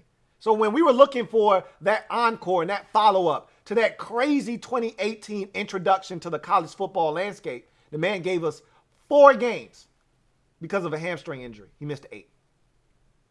Only had 29. After having 114 catches, he had 29 catches for 387 yards and only 2 touchdowns in 4 games. He follows that up with 2020, I should say. Look, this was a weird year for a lot of people. At first, Rondale Moore was going to opt out. Then he, at the last minute, decided, man, I want to play. Then he had a lower leg injury to start the season, so he missed the first 3 games of the season. He played 3 games, and then he says, you know what, I'm going to shut this shit down before I really hurt myself. So he plays in 3 games, 35 receiving receptions, 270 yards, and no touchdowns. And get this, he stopped being a deep threat. And some of that might be on the quarterback. They haven't had the best quarterback play at Purdue. But you look at this guy's averages throughout his career. Even in the big year in 2018, he averaged 11 yards per reception in 2018. That's not good. I'm talking about guys averaging 20 yards a pop, 17, 18, 19. This guy averaged 11 yards per reception in 18 when he had that breakout year. In 19, he averaged 13 yards. Again, that's not a great number for a guy with his explosiveness and dynamic ability. And in 2020, the man averaged 7 yards a catch. 7 yards a catch? I can do that shit. I can average 7 yards a grab. That's bullshit. So his production the last 2 years, not up to par, not up to the standard that I'm looking for if I'm drafting a guy in the first round. I'm sorry. I can't overlook your injury history and your lack of production. And the two are tied at the hip. I can't overlook that. I'll take you in the second round in a heartbeat, but I won't take you in the first round. So I look at him, he's a second round pick. I can't spend a first round pick on Rondale Moore because I can't be assured that he's going to be able to stay healthy. I need my first round pick to be a guy I can rely on. I can't say that I can do that with Rondale Moore. My comp, this is where things get interesting. I look at him and I say he's one or two guys. And not from a size perspective, even though my comp, Tavon Austin, he is comparable in size to Austin. If you remember Tavon Austin coming into the NFL out of West Virginia, this guy was ridiculous. He was a human highlight reel. Go back and watch Tavon Austin at West Virginia and tell me you didn't think he was going to be the next big thing. We thought he was going to be Tyreek Hill before Tyreek Hill. That's what we thought Tavon Austin was going to be coming out of West Virginia, if you could remember that far back. It's like 8-9 years ago. He wasn't. You know, Tavon Austin wasn't that guy. But that's what Rondale Moore reminds me of right now, is Tavon Austin, a guy that has all this talent, has all this speed, all this quicks, could to break anybody off on the field that he wants, but can't stay healthy, never really gets extremely good at any one position, receiver, running back, none of them. He's just really solid at all of them, but not great at any of them. If he maximizes his talents, I think he could turn into Percival Harvin. Meaning he could be outstanding as a return man, which Percival Harvin was, a solid wide receiver, not great. Don't think he's got that in him. And a deadly guy that just touches it, jet sweeps, running back, wherever you want to put him, just get it in his hands, he can make a play. He can turn into Percival Harvin. But for me right now, he's Tavon Austin. All this hype, all of this speed and athletic exploits and no substance. He's Tavon Austin. He's got to prove me wrong Prove otherwise. I don't see it right now. Make me a believer. I can't live off of 2018. He's my number 9 wide receiver in the 2021 NFL draft. So, I got some super chats. I want to read these quickly. All of them look like they're from my guy, DCJ. Thank you for the super chat, DCJ. Double up. Thank you for doubling up. Greatly appreciate you, my man, DCJ. Right. What I don't want is the football team to OD, reach for a quarterback, or etc. in the top 5 or 10. But if one of the 2 Bama wide receivers drop or a middle linebacker from Penn State, simple terms, go get him. Go get that man, essentially, is what he's saying. I kind of feel the same way if those guys get into the wheelhouse. Like I said, neither one of those Bama receivers are falling past, in my mind, I don't think they get past 13. You know, the Eagles are at 12, I believe. Or 13, I think they're at 12. I think it's Dallas 10, Giants 11, Eagles 12. How do the Bama boys clear both the Giants and the Eagles? I don't see how it happens. And even if one is only taken out of that conglomerate there and the other one's still left, how do they clear the next 3 or 4 picks before we get to a point where somebody's willing to deal and we can get our hands on them? So we'll see. Same thing with Michael Parsons, the Penn State linebacker that you referenced as well. They all got to get into the wheelhouse, I feel like, to even have a chance to make a move. DCJ, thank you for tripling up. Greatly appreciate you. My man DCJ writes, just like Allen or Payne or Sweat with the late grab, the first and second fell in our lap. All this QB, O-line, top-heavy grab, plus the tight end and some wide receivers, some huge eyes. It's a lot of stuff that's going to be available, man. Like you said, it's the spillage. I talked about this. I call it the spillage. Somebody's going to probably fall into our lap that has no business being there. And you got to be ready to pounce on it. So, we've had, like you said, you brought up some great points. Allen was spillage. Payne was, Sweat was spillage. Sweat was more of his medical condition, the enlarged heart that scared people at the combine. That's why he dropped out of the top 10, or else he would have been long gone before we got our hands on him in the 20s. But Allen had a neck thing that I think a lot of people were concerned about, and I think like an arthritic shoulder or something. That's why he fell. We just took advantage of, some medical things that people were concerned about. We'll see what happens. Got another one here from DCJ. Thank you for the 4th super chat. Greatly appreciate you. DCJ writes, Yo, Lou, my opinion, grab top wide receiver or linebacker available. Just like KC and the Bucks, they got dumb options at wide receiver if on offense. He says weapons are a must. They are a must. If you wanna win in this league, you got to be able to score. Remember, I'd done a video, and I asked you guys after the championship round of football. I said, if you watched it, tell me what you learned. That was one of the videos I did, and I asked you guys, what did you learn? And I said, you have to be more dynamic and explosive on offense. That whole nickel and diamond shit that we were doing, and that whole taking 14 plays to score, that's cool. And you can win games like that. But what we saw in the Final Four was the 4 teams left in the playoffs all could score in the blink of an eye. Green Bay, Tampa Bay, Kansas City, and Buffalo all had the ability at moment's notice to quick strike you, and they had multiple options which they could choose to do it to you with. And that's what we're lacking, and we're looking to improve that. We took a step towards doing that with Curtis Samuel. I wouldn't be shocked if they went after another receiver in this draft, but I would also not be shocked if they didn't. To continue to reiterate, we got a bunch of young guys. I don't know how they feel about those guys. Do they feel like they have enough? Do they feel like they need to add to it? We'll see. But you're right.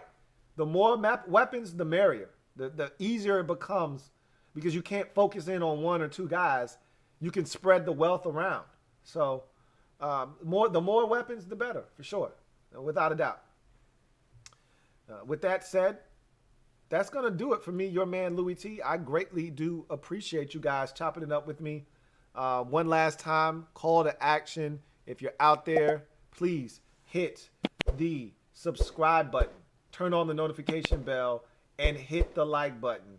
All right, 152 likes. I really appreciate you guys getting us up over the 150 threshold. Now let's try to get to 175. There's over 220 of you out there. We're capable of doing this. Let's make it happen before we exit stage left. I really appreciate you guys chopping it up with me. We're done with the wide receivers now. We're going to switch gears and move to the tight end position. I'm going to try to get that banged out as quick as possible because there aren't many tight ends that get you excited in this draft. Much like last year's draft, it's a top-heavy tight end crop. So that I should be able to get through that group of players relatively quickly and get you that video very, very shortly. So be on the lookout for the tight end video here in a bit. But I hope our Brandon Scherff conversation that we had earlier tonight puts an end to a lot of the speculation. He's not going anywhere. We're not trading him. He's not trade bait. You can't leverage this guy. Nobody wants your guard that's costing you $18 million. And Scherff doesn't want to sign a long-term deal right now. He's very comfortable making $18 million for 1 year of service just to take another bite of the apple next year when he becomes unrestricted free agent and gets to sign a long-term deal with a bunch of guaranteed money. He's not looking to do this team a favor by agreeing to a long-term deal. That's the only way someone's going to trade for him. So, again, it's not happening, so we can stop with all of that. Anyway, I digress. DCJ, thank you for your 5th super chat. Greatly appreciate you. DCJ writes, what I'm saying about those other teams is speed. Absolutely. You're spot on. And all 4 of those teams I just mentioned have speed at receiver. Guys that can get vertical, hurt you right away. You need that in this league to be successful. You don't have speed. It's hard to go on a 13-play, 75-yard marathon without any mistakes, without a batted ball, without a holding penalty or a false start. It's hard to continue to move the sticks and continue to matriculate the ball down the field without something bad happening. You need quick strike and explosive capabilities. We're hoping we can get that. Out of Curtis Samuel, never, ever trust a man with 2 first names. And we're hoping maybe, just maybe, we've got a guy on the roster or they pick up another guy. Personally, I would be more concerned with getting another tight end in here than I would be adding a receiver via the draft. I would much rather them get us a dynamic, athletic tight end than get us another receiver. We got plenty of receivers, even though I don't know if any of them are really good. If Curtis Samuel is a legit number 2, we got plenty of guys that can be at least a number 3 option in this league. I'm comfortable with that. We got a 1 and a 2. We got a bunch of 3s and 4s. Get us a tight end. I still don't think we got tight end number 1 on the roster, even though I think Logan Thomas is a pseudo 1. How about you get a legit 1 and make him one of the best number 2s in the league at the tight end position? Just a thought. Anyway, I digress. I'm your man, Louie T. Signing off. Remember, I am a Washington fan etched in burgundy and gold mount. Washington spirit will never die. Washington spirit will never fold until we meet again. Hail to our beloved Washington football team. Got another super chat. Whoa. This one is from my guy, Willie Winfrey. Thank you for the generosity and the support. Willie Winfrey, my guy, double dub. Double dub coming through with the dub. Really do appreciate you, double dub. My man, Willie. Again, really do appreciate you. Writes, what up, Lou? What up with you? Really do appreciate you. Double dub. He says, what's the chances of buying into the LTN empire? What's your thoughts on the top three prospects we'll take at 19? Ron's plan. What are my thoughts on the top three prospects we'll take at 19? So, if I had to compile a list of guys that I thought were feasible for Washington to take and that they would really be interested in at 19, I think the first guy that I would have on the list is JOK, Jeremiah Owusu-Koramoah, linebacker out of Notre Dame. I think he'll be available. There's a chance he won't be. I think with the spillage, he's one of the guys that's going to be affected enough to the point where we get our hands on him at 19 if he's available. I think that's a guy. If you look at Ron's track record with linebackers, he's always had a weak side linebacker that could run. He didn't draft Thomas Davis. He inherited him. However, he loved Thomas Davis, and Thomas Davis ended up being one of his guys. They also drafted Shaq Thompson while Ron was there. They've always had one of those types of guys on the roster.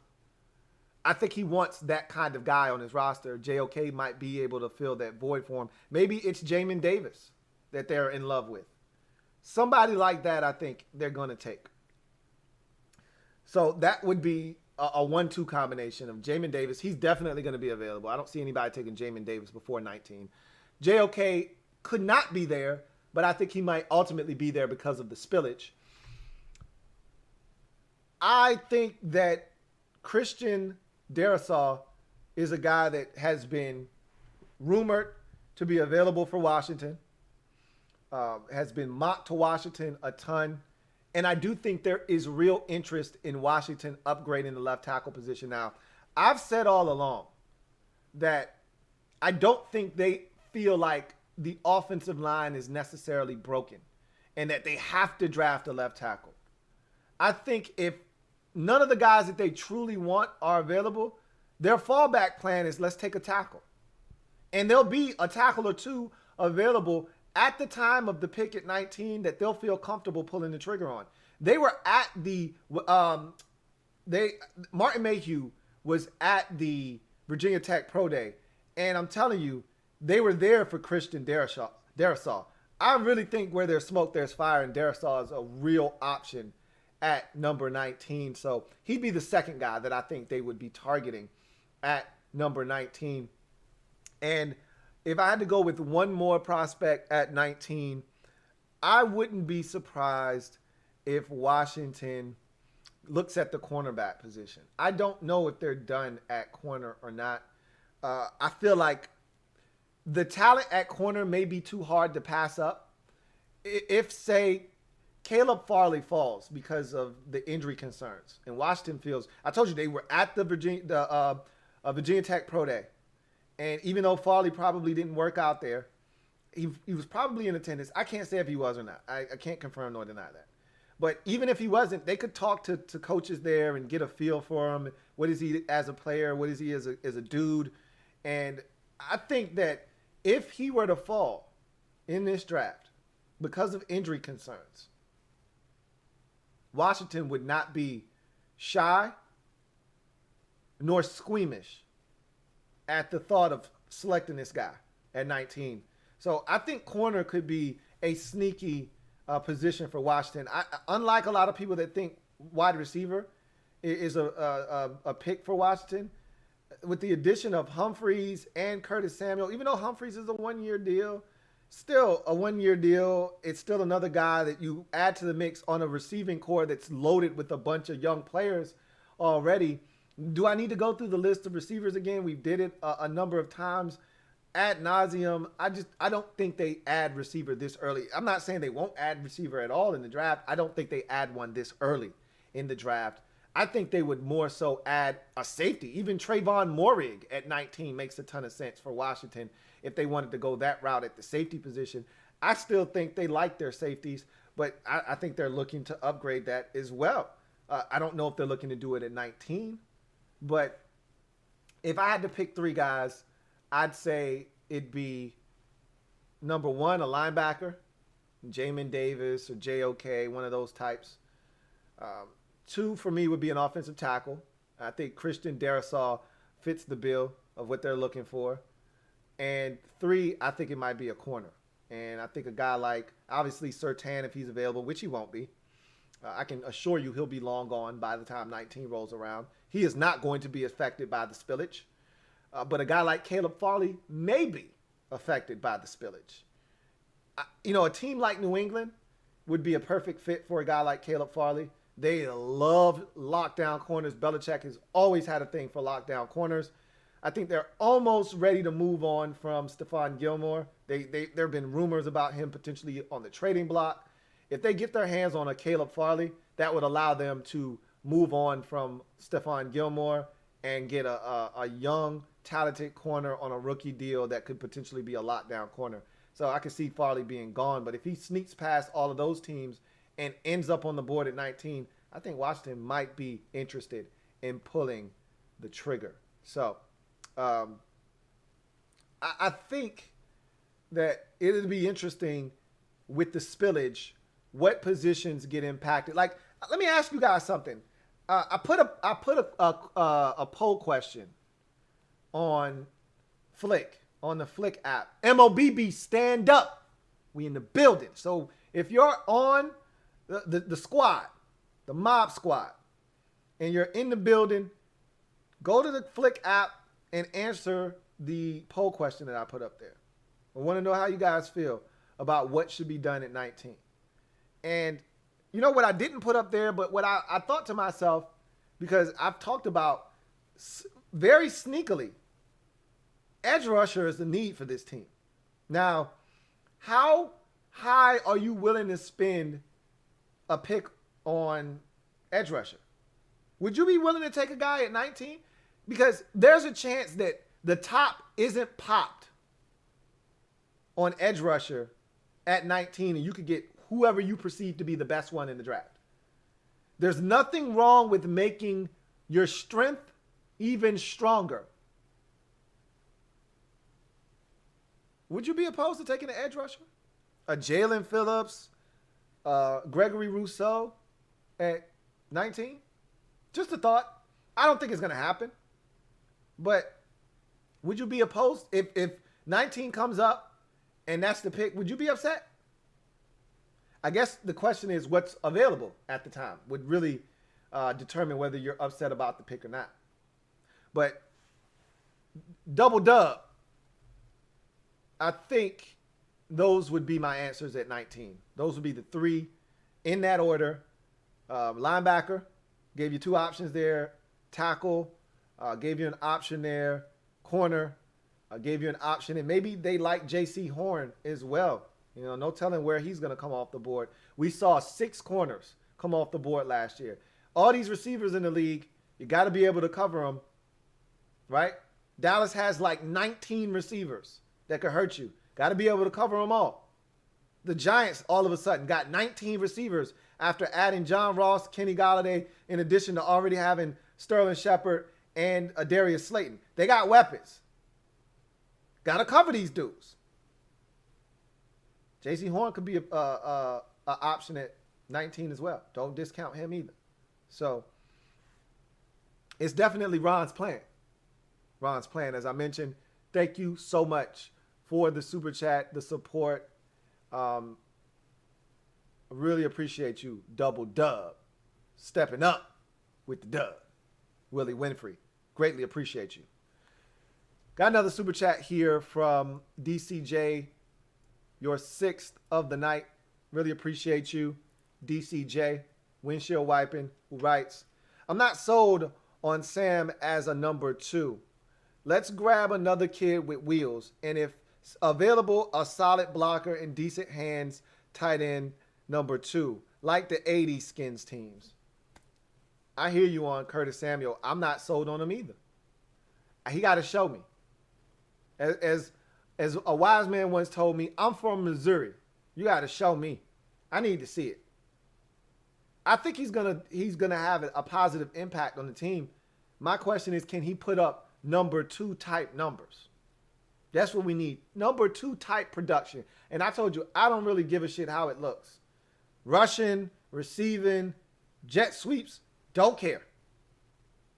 I just need it. Can he give it to us? That's the $1 million question. We're going to find out. So, I understand. And I'm all for grabbing another receiver. I really am.